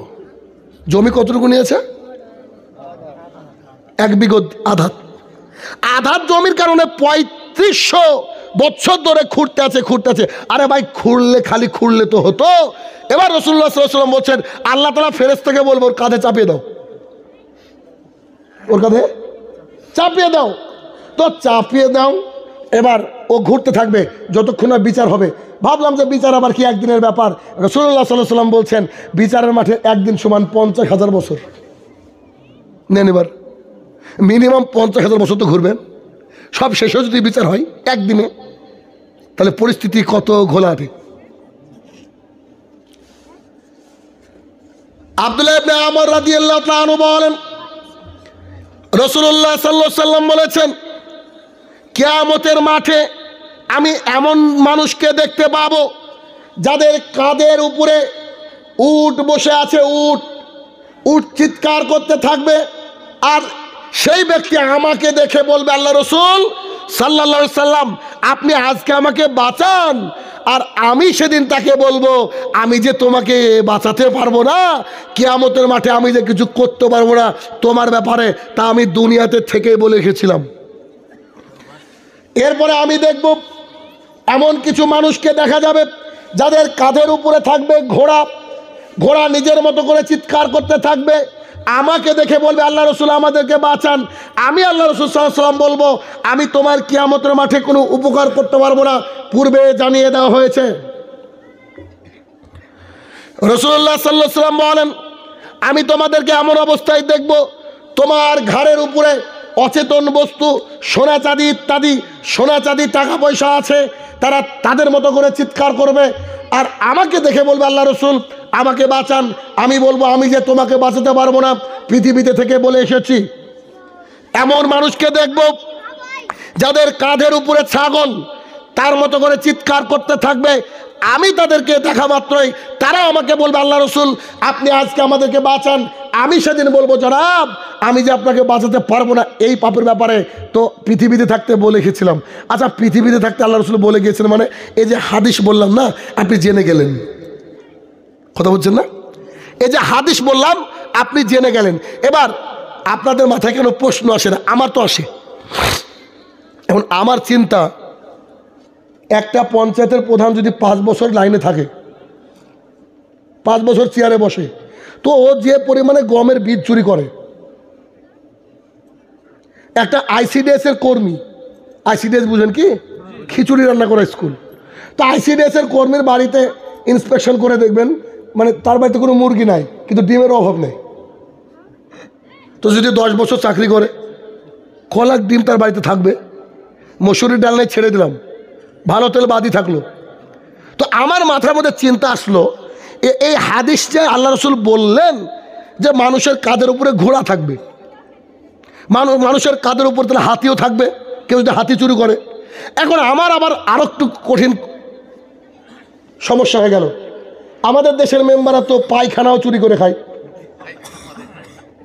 আরে খালি কি পায়খানা খায় রে ভাই, ওই লোকটার বাড়ি এসছে ওই বাড়িও চুরি করেছে, এখন বাড়ি তো কাঁধে উঠবে। এখন আমার প্রশ্ন আল্লাহ রাসূল আপনি যে হাদিস বললেন, মানে আমি প্রশ্ন করছি নিজেকে, আল্লাহ রাসূল আপনি যে বললেন তা আমার তো হিসাবও ধরে না। ধরেন আমি যদি পঞ্চায়েতের প্রধান হই তো 5 বছরে যা চুরি করেছি, তো আমার মতন এরকম 10টা ট্রাক লাগবে বা 20টা ট্রাক লাগবে, তো আমার কাঁধে আটবে কি করে? মনে মনে ভাবলাম হয়তো আল্লাহ তাআলার কাছে গিয়ে মেমোরি কার্ড অন্যরকম হবে, হয়তো বা মেমোরি কার্ডের সাইজ এক, কিন্তু 2GB 4GB এখন এবার 1TB 2TB। তো আমি চিন্তায় পড়ে গেলাম, তখন দেখছি রাসূলুল্লাহ সাল্লাল্লাহু আলাইহি ওয়াসাল্লাম বলছেন শোনো, আবু হুরায়রা বর্ণনা করছেন কিয়ামতের মাঠে যে ব্যক্তিকে জাহান্নামের মধ্যে ফেলে দেওয়া হবে ওর বসার দূরত্ব হবে মানে পেছনের সাইজ হবে 450 কিলোমিটার। মক্কা থেকে মদিনার রাস্তা 450 কিলোমিটার হাদিসে আসেনি, আমি কয়েকবার গিয়েছি তো তাই আমি জানি মক্কা থেকে মদিনার দূরত্ব। তাহলে আমি যদি জাহান্নামী হতাম তাহলে আপনারা একটা চেয়ার বানাতেন কতটুকু, বুঝতে পেরেছেন? 450 কিলোমিটার। এরপরে রাসূলুল্লাহ সাল্লাল্লাহু আলাইহি ওয়াসাল্লাম বলছেন এই কাঁধ থেকে এই কাঁধের দূরত্ব হবে 3 দিনের ঘোড়ায় চলা পথ। চলেন কালিয়াচক থেকে কালকে শুরু করি, 3 দিন কোথায় গিয়ে টিকি? 3 দিন মানে 24 ঘন্টা একদিন হয় না? তাহলে এরকম 24, 24, 24, 3, 24 যত দূরে পাতলা একটা ঘোড়া নিয়ে যাবেন অত দূরে গিয়ে থেমে দেখছেন, ফোন করে বলছেন এত দূরে আসলাম কত কিলোমিটার, এবার বলেন গম আটবে কিনা, বাড়ি আটবে কিনা। এরপরে রাসূলুল্লাহ সাল্লাল্লাহু আলাইহি ওয়াসাল্লাম বলছেন জাহান্নামীদের উরুরান মানে এইটা হবে বাইজা পাহাড়ের সমান। এক একটা দাঁত হবে ওহুদ পাহাড়ের সমান, আর গায়ের চামড়া হবে 42 গজ, ধরে নেন না 42 হাত। এত বড় একটা লোককে কিয়ামতের মাঠে আল্লাহ তাআলা ছেড়ে দেবে। এবার তার উপরে থাকবে উট, কারোর উপরে থাকবে ত্রিপল। ত্রিপল মানে ওই যে আমফানের ত্রিপলও খাই গো, মানুষের আমফানের বিপদে ঘর বাড়ি উড়ে গিয়েছিল, ত্রিপল খেয়ে বসে আছে, ত্রিপলকে তুলে দেওয়া হবে। রাসূলুল্লাহ সাল্লাল্লাহু আলাইহি ওয়াসাল্লাম বলছে ত্রিপলে সেদিন চিৎকার করবে তার নিজের ভাষায়, আল্লাহ তাআলা সবারই মুখ তৈরি করে দেবে, সবাই নিজের নিজের মতো ই করবে। এই ছেলেগুলা সব ভিডিওগুলা রেকর্ড করছে, এই মোবাইলটা একদিন আল্লাহ তাআলার কাছে বলবে ছেলেটা ভিডিও রেকর্ডিং করে জাতির সামনে ছেড়তো, এটা ভালো কাজ, এটা আল্লাহ তাআলা দিবে। কিন্তু এর মধ্যে যদি আবার ব্লু ফিল্ম দেখে, ও মোবাইল টপ টপ করে বলে দেবে ওর দিনে রাত্রে জালসা ছিল, আর যেদিন জালসা ছিল না সেদিন ব্লু ফিল্ম ছিল। কিচ্ছু করার নেই ভাই, সব দেখতে পাবেন, এটা রিয়ালিটি, এটা বাস্তবতা বলছি আপনাকে আমি। কারণ আমি মাঝে মাঝে বলি এই অ্যান্ড্রয়েড মোবাইল হচ্ছে ইমান মাপার যন্ত্র। বড় বড় আলেমদেরকে তো গ্রাস করে ফেলে, করে না? আমরা ফেসবুকে দিন প্রচার করি, লক্ষ লক্ষ মিলিয়ন মিলিয়ন মানুষ আমাদেরকে দেখে, ফেসবুকে দিন প্রচার করতে করতে এরকম করতে করতে একটা টিকটক, হা খুব সুন্দর লাগছে তো একটু দেখে নিয়েছি, পাপ হলো না? কিসের পাপ? জেনার পাপ, জেনার পাপ হলো। তাহলে এই পাপটা করিনি এমন কোনো মানুষ পৃথিবীতে আছে কি আমার জানা নাই। গান শুনলে পাপ হয় কি হয় না? নিশ্চিত পাপ হয়, খুব বড় ধরনের পাপ। এই জন্য রাসূলুল্লাহ সাল্লাল্লাহু আলাইহি ওয়াসাল্লাম করতেন কি, তিনি যাচ্ছেন কানে আঙুল দিয়ে নিয়েছেন, বলছেন নাফে, জি আল্লাহ রাসূল বলেন, বলছি শোনা যাচ্ছে কি? বলছি এখনো যাচ্ছে। আচ্ছা ঠিক আছে, কান থেকে হাত নামালাম না, একটু দূরে গিয়ে বলছে নাফে, শোনা যাচ্ছে। বলছে আল্লাহ রাসূল আর শোনা যাচ্ছে না, তো ঠিক আছে খুলবো? হ্যাঁ খুলেন। রাসূলুল্লাহ সাল্লাল্লাহু আলাইহি ওয়াসাল্লাম বলছে যারা গান শুনে তাদের কানের মধ্যে সীসাকে উত্তপ্ত করে ঢেলে দেওয়া হবে। এ বাক্য আমি বোঝাতে পারবো না। যদি কানে কোনোদিন পিঁপড়ে ঢুকে থাকে কত যন্ত্রণা বুঝতে পেরেছেন কি? এবার সীসাকে উত্তপ্ত করে টকবক টকবক করে ফুটছে, আপনার আমার কানের মধ্যে দিয়ে দেওয়া হবে যারা মিউজিক শুনেন। তবে আমি একটু গবেষণা করে দেখলাম যে আমরা চাইলে শিরক থেকে বাঁচতে পারি। মানে আব্বাস সিদ্দিকের কাছে গেলাম না, ধরেন আদি রাতে গেলাম না, বাঁচলাম কিনা? আমি মরে যাচ্ছি, তাবিজ পড়লাম না, বাঁচতে পারি কিনা? কিন্তু একটা মেয়ের কাছে আমি গেলাম না, জেনা থেকে বাঁচলাম কিনা? কিন্তু আমি হিসাব করে দেখছি গান থেকে বাঁচা যাবে না, গান থেকে বাঁচা যাবে না। তার প্রমাণ দেখবেন, আমি বাংলাদেশে এবার প্রায় 40-42টা প্রোগ্রাম করে আসলাম, কিছুদিন আগে ওখানে আমি জিজ্ঞাসা করেছি, বলেন তো কাঁচা বাদাম এই গানটা শুনিনি এমন কোনো একজন আছেন কি এখানে? আপনাকে আমি অপমান করতে চাইছি না, বুঝাতে চাইছি, সবারই দরবারে পৌঁছে গেছে, তাই না? তাহলে এটা তো গান, এই গানটা আমরা শুনেছি। আমি একটা দিয়ে বোঝাতে চাইলাম, আরো কত যে আছে। আপনি কি করে বাঁচবেন? আপনি ডাক্তারখানা যাচ্ছেন, ওখানে গুনগুন করে চলছে। আপনি মোবাইলে ফোন করছেন একজনকে, ওখানেও দেখছি গান বাজছে। আপনি নামাজের মধ্যে সলাতের কিরাত করছেন, একজনের রিংটোন বেজে গিয়েছে। মানুষ টাকা দিয়ে পাপ করে ভাই, কলার টিউন রেখেছে একটা গান, হিন্দি গান, আপনি ফোন করেছেন গান বাজছে কলার টিউন। কোথায় যাবেন? প্লেনে উঠেছেন, গুনগুন করে শুরুতে গান দিয়েছে। ট্রেনে উঠেছেন, ওখানে দেখবেন সেতারা দোতারা নিয়ে বাউলরা চলে আসছে।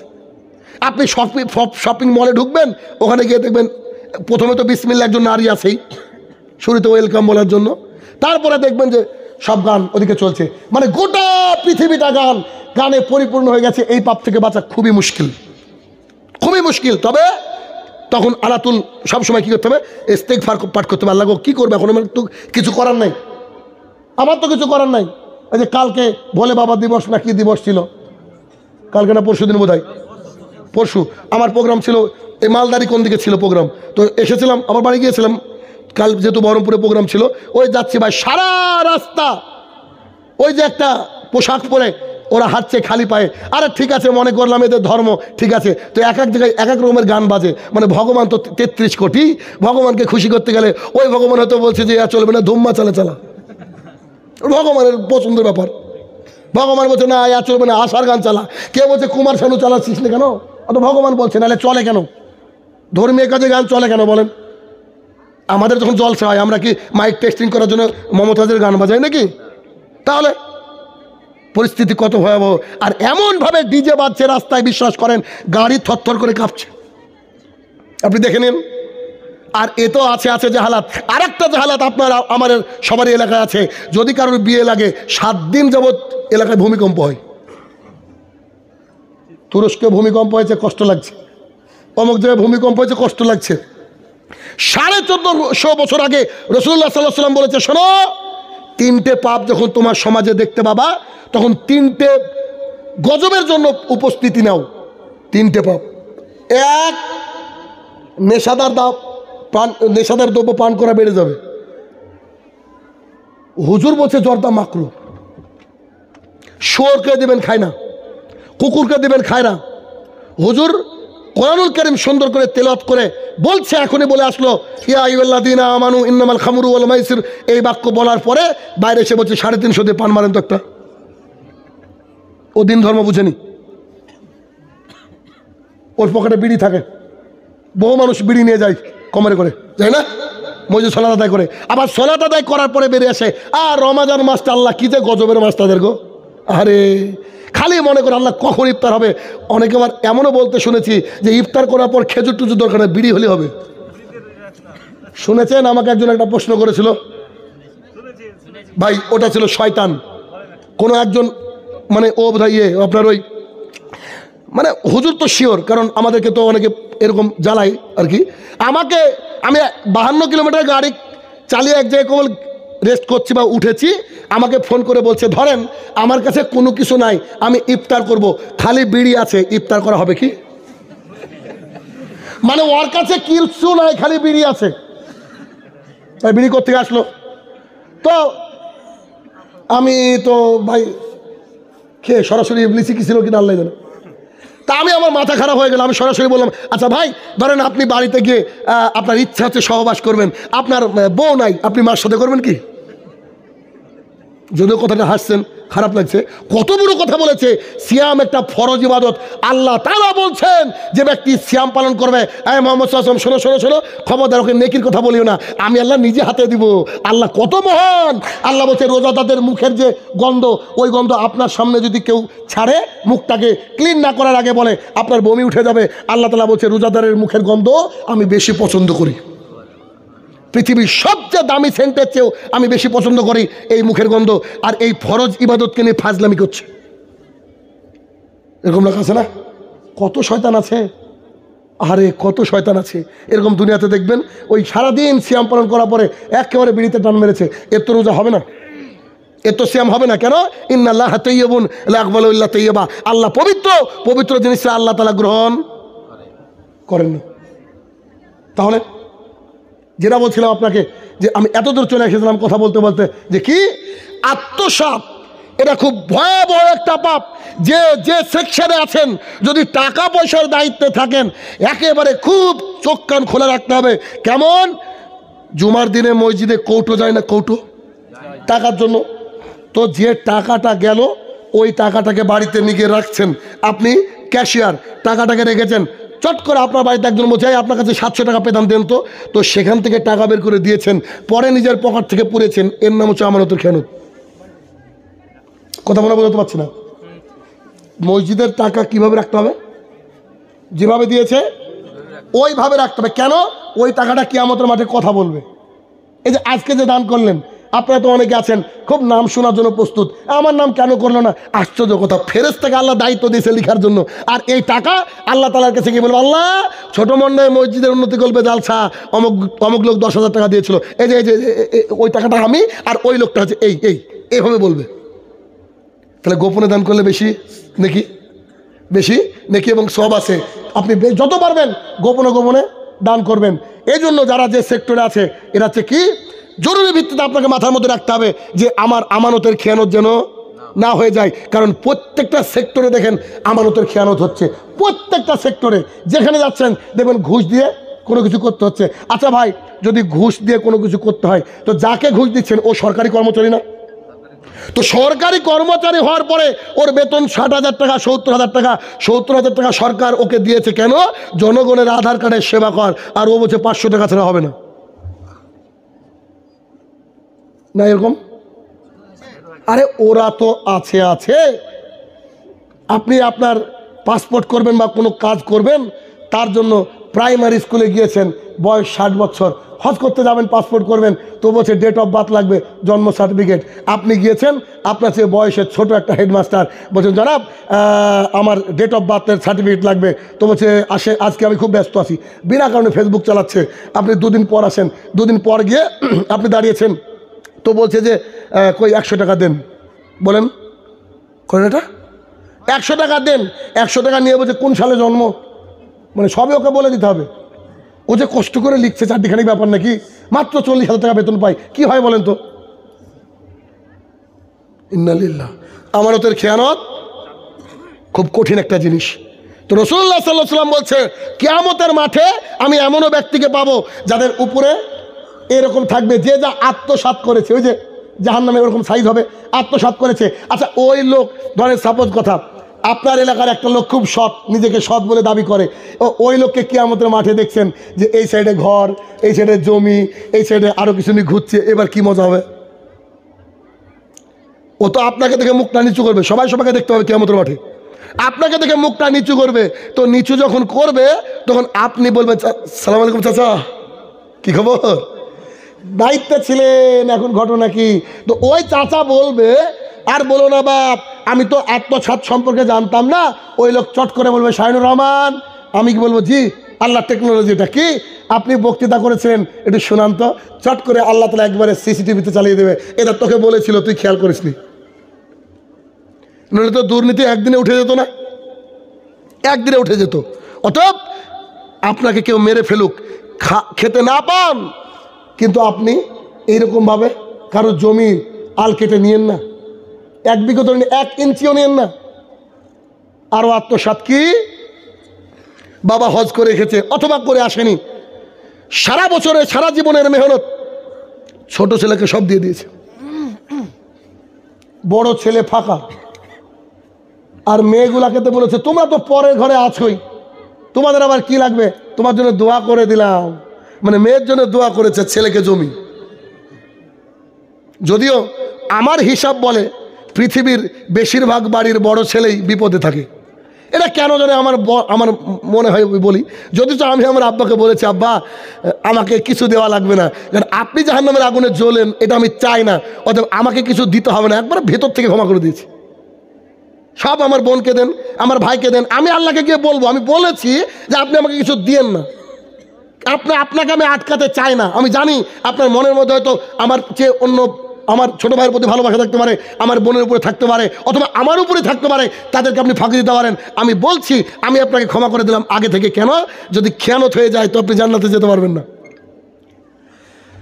আনাস রাদিয়াল্লাহু তাআলা বলেন রাসূলুল্লাহ সাল্লাল্লাহু আলাইহি ওয়াসাল্লাম বলেছেন সাহাবীরা তোমরা কি বলতে পারো নিঃস্ব মানুষকে, সরল সহজ সাহাবী তো তিনারা বললেন নিঃস্ব হচ্ছে তারা যাদের কাছে টাকা নাই পয়সা নাই, ঠিক না? এটা তো বলবো নিঃস্ব মানে তারা যাদের কাছে টাকা পয়সা নাই। আল্লাহ রাসূল সাল্লাল্লাহু আলাইহি ওয়াসাল্লাম বলেছে জনাব শোনো সাহাবীরা, তারা হচ্ছে নিঃস্ব না, ওরা হচ্ছে নিঃস্ব যারা কিয়ামতের মাঠে গিয়ে নিজের আমল পাহাড়ের সমান জমা করবে। সালাত 1 পাহাড় সমান, দান 1 পাহাড় সমান, সাদাকা 1 পাহাড় সমান, সিয়াম রোজা 1 পাহাড় সমান, ভালো ব্যবহার 1 পাহাড় সমান, এরকম করে একবারে খালি পাহাড় আর পাহাড়, মানে ও নিশ্চিত জান্নাতি, নিশ্চিত জান্নাতি। এবার ও খেয়াল করে দেখবে চারিদিকে লোকজন ঘুরে এসেছে, চারিদিকে তো চারিদিকে দাঁড়িয়ে একজন এসে বলছে জনাব আপনি কিন্তু গীবত করেছিলেন আমার নামে, আমি কিন্তু ওই কাজটা করিনি, তারপরে আপনি আমাকে অপবাদ দিয়েছেন, অতএব আজকে আপনি আমাকে পেড করেন, টাকা দেন। আল্লাহ তাআলার ফেরেশতারা বলবে এর কাছে তো টাকা নাই, কি দিবে, এর কাছে আমল আছে, তো বলছে নামাজ দিয়ে দে, নামাজ শেষ। 1 পাওনাদারের কাছে নামাজ শেষ, আরও তো পাওনাদার আছে না? আরেক পাওনাদার আসছে, এসে বলছে যে আপনি আমার জমি আত্মসাৎ করেছিলেন, কি হবে এখন? তা আল্লাহ তাআলা বলছে ওর কি আছে দেখ, তো সিয়াম আছে, দে সব দিয়ে দে। এরকম করতে করতে করতে দেখছে পাওনাদার অনেক আছে কিন্তু তার আর আমল নাই। তখন সে বলছে আমার যে আমলই নাই কি দিব? তখন রাসূল সাল্লাল্লাহু আলাইহি ওয়াসাল্লাম বলছেন ফেরেশতারা তাকে বলবে যে ওই যে লোকটা পাবে পাওনাদার যে লোকটা পাবে তার পাপ ছিল, ওর পাপটা এখন এর ঘাড়ে চাপানো হবে। যে পাহাড় সমপরিমাণ নেকি নিয়ে গিয়েছিল, এর ঘাড়ে চাপাবে, এর ঘাড়ে চাপাবে, চাপাতে চাপাতে চাপাতে কী হবে, এই ব্যক্তিকে উপর করে মুখের উপরে ভর দিয়ে ফেরেশতারা পেছনে লাথি মেরে জাহান্নামে ফেলে দেবে। এরকম মানুষ এখানেও আছে। বলেন কষ্ট হচ্ছে? কথা বলছি না আমি? ঠিক না ভুল বলছি বলেন? এই কথা আপনি কিয়ামতের মাঠে পাই টু পাই পাবেন, বিশ্বাস করেন। কি বলবো আপনাকে, কত আমানতের খেয়ানত হয়ে জানেন আপনি এই পৃথিবীর বুকে। আমাকে একজন বক্তা সাজেশন করছে, কারণ আলহামদুলিল্লাহ 2012 সাল থেকে এই লাইনে আছি, বক্তৃতা করি। যদি কোনোদিন জিবরাইল এই কথা বলে, জিবরাইল মানুষ তো ছাড়েন, জিবরাইল এসে বলে যে শাহিনুর রহমানকে কোনো কমিটি টাকা দিয়েছে, টাকাটা শাহিনুর রহমান এভাবে দেখেছে, মানে একবার চোখ দিয়েছে, ক টাকা বলেনি, খালি একবার চোখ বুলিয়েছে, দেখেছে, তাহলে সেদিন থেকে বক্তৃতা আমি আর করবো না, আমি আমার কথা বলি। তো অনেকেই এটার আবার ফায়দা লুটে, বুঝেন বিষয়টা। আমি কত দূর থেকে আসি, এবার গাড়ি নিয়ে আসি, আমি যাচ্ছি, গিয়ে ধরেন আমার 11,000 টাকা ভাড়া, 15,000 টাকা ভাড়া, কথার কথা, আমাকে দেখছে 5,000 টাকা দিচ্ছে। কেন দিচ্ছে? এমন বাস দিয়েছি কোরআনের হাদিসের মাধ্যমে, বুঝলেন? মানে জর্দাখোর সভাপতিকে যদি কেউ বসায় ধরেন আর জর্দার বিরুদ্ধে যদি বক্তৃতা করে, আর ভালো লাগবে? ও তো ভাবছি খেলা কিয়ামত এখনই শুরু হয়ে গেল। এমন একটা ক্যাশিয়ার হয়তো আপনার সামনে এখানে বসে আছে, সামনে ওর বাড়িতে বন্ধনের জন্য ঘর ভাড়া দিয়ে আছে, আর বন্ধনের ব্যাপারে আমি একদম সাইজ করছি। এমন লোক আছে পান খেয়ে গিয়ে ওর দাঁত কালো, মানে ও 1 সপ্তাহ পান খায়নি, তাও মুখে জর্দারি গন্ধ। এরকম লোক বসে আছে, জর্দার বিরুদ্ধে বক্তৃতা করছি, খারাপ লাগবে না? খারাপ লাগবে। তো বহু জায়গায় এরকম করেছে, বলে যে একে টাকাই দিতে হবে না, এ তো কন্ট্যাক্ট করে না, একে এমনি ছেড়ে দে, এমনি ছেড়ে দে। আচ্ছা বলেন তো, ও আমানতের খেয়ানত করলো কিনা? ভালো করে বুঝবেন কথাটা। তো আমাকে একজন বক্তা বলছে, আপনি কি জানেন কমিটির যে লোকটা টাকা দিতে আসে সেও কিছুটা মারে? আশ্চর্য কথা, বুঝেননি বোধহয়। মানে একজন মূল সভাপতি থাকে, সে ক্যাশিয়ারকে বলে ওকে 500 টাকা দাও, বুঝেন বিষয়টা। আর যে 500 টাকা নেয় সে আবার বক্তাকে দিতে গিয়ে 300 দেয়, 200 পকেটে রাখে। এরকমও নাকি হয়, আমার জানা ছিল না। প্রসিদ্ধ একজন বক্তা আমাকে বলছে শাহিনুর ভাই আপনি কন্ট্যাক্ট করেন, এটা সবাই জেনে গেছে, জানে, তো টাকাটা একটু গুনে তো নিতে পারেন। তা বললাম গোনা মানি তো কন্ট্যাক্ট করা হয়ে গেল। গুনে যখন দেখবো যে গাড়ি ভাড়া উঠেনি, তাকে কি বলবো? ভাই গাড়ি ভাড়াই তো দেননি, দেন। আর ওই লোক পরের দিন বলবে যে শাহিনুর রহমান কে বললো চেয়ে নেয় না, আমাদের কাছ থেকে চেয়ে নিল। এবার আমি ছেড়ে দিয়েছি ওই জায়গার জন্য। কোন জায়গা বলেন তো? কিয়ামতের মাঠে যদি একটু নেকি টেকি কম পড়ে, বুঝতে পেরেছেন? আমি একটা ইনস্টিটিউশনে ছিলাম, আমার জীবনের যতটুকু অর্থ তা দিয়ে আমি তাদের সাথে ছিলাম। তো তাদের মধ্যে কিছু ঘোটালা দেখি, আমানতের খেয়ানত দেখি। তো সেদিন আমি ওখান থেকে বেরিয়ে আসি একটা প্রতিষ্ঠান থেকে। তো কয়েকদিন আগে একটা মিটিং হয়েছে, আমার সাথে আরও যারা ছিল, তো তারা একটা মিটিং করে বলেছে, একজন বলছে আমার টাকা 70% ঘুরিয়ে দেবে, আর একজন বলছে আমার টাকা 70% ঘুরিয়ে দেবে। তা আমাকে বলছে যে তোমার ব্যাপারে কথা তুললাম, তো জনৈক ব্যক্তি বলছে তার ব্যাপারে আমরা দেখব, সে তো আসেনি, আমি কিন্তু আল্লাহর উপরে তাওয়াক্কুল করে ছেড়ে দিয়েছি। তো এই বাক্যটা আমি ফোনে লাউড দিয়ে শুনছি। তো আমার স্ত্রী বলছে এই টাকা আমরা জীবনে চাইবও না। আমার স্ত্রী আমাকে বলছে। তো আমি কেন এই কথা বললাম? আমরা তো দিয়ে দিয়েছি আল্লাহর ওয়াস্তে, এ টাকা চাইবো না। এখন এই টাকার কতগুলো নেকি হয় তুমি ওটা হিসাব করো, এই টাকার কতগুলো নেকি হয় তুমি ওইটা হিসাব করো। কিয়ামতের মাঠে আমার তোমার ছেলেমেয়ের যে নেকিটা কম থাকবে, ইনশাল্লাহ ওই টাকা থেকে আমাদের পরিপূর্ণ হয়ে আমরা জান্নাতে যাব। বুঝতে পারছেন কথা? খুব সাবধান, খুব সাবধান। মসজিদে আপনি লাখ লাখ টাকা জমা করে রেখে ইমাম সাহেবকে 5,000 টাকা দেন, আপনি সভাপতি, আপনার নাকি 25,000 টাকায় মাস চলতে কষ্ট হয়ে যায়। আর যে আলেম সমাজ আজকে বর্তমানে দেখেন, আলেম সমাজরা আজকে সবচেয়ে বেশি দুনিয়ার বুকে নিষ্পেষিত, মুয়াজ্জিনরা তার চেয়ে বেশি নিষ্পেষিত। মুয়াজ্জিনকে তো মানুষ দেখতে পারে না।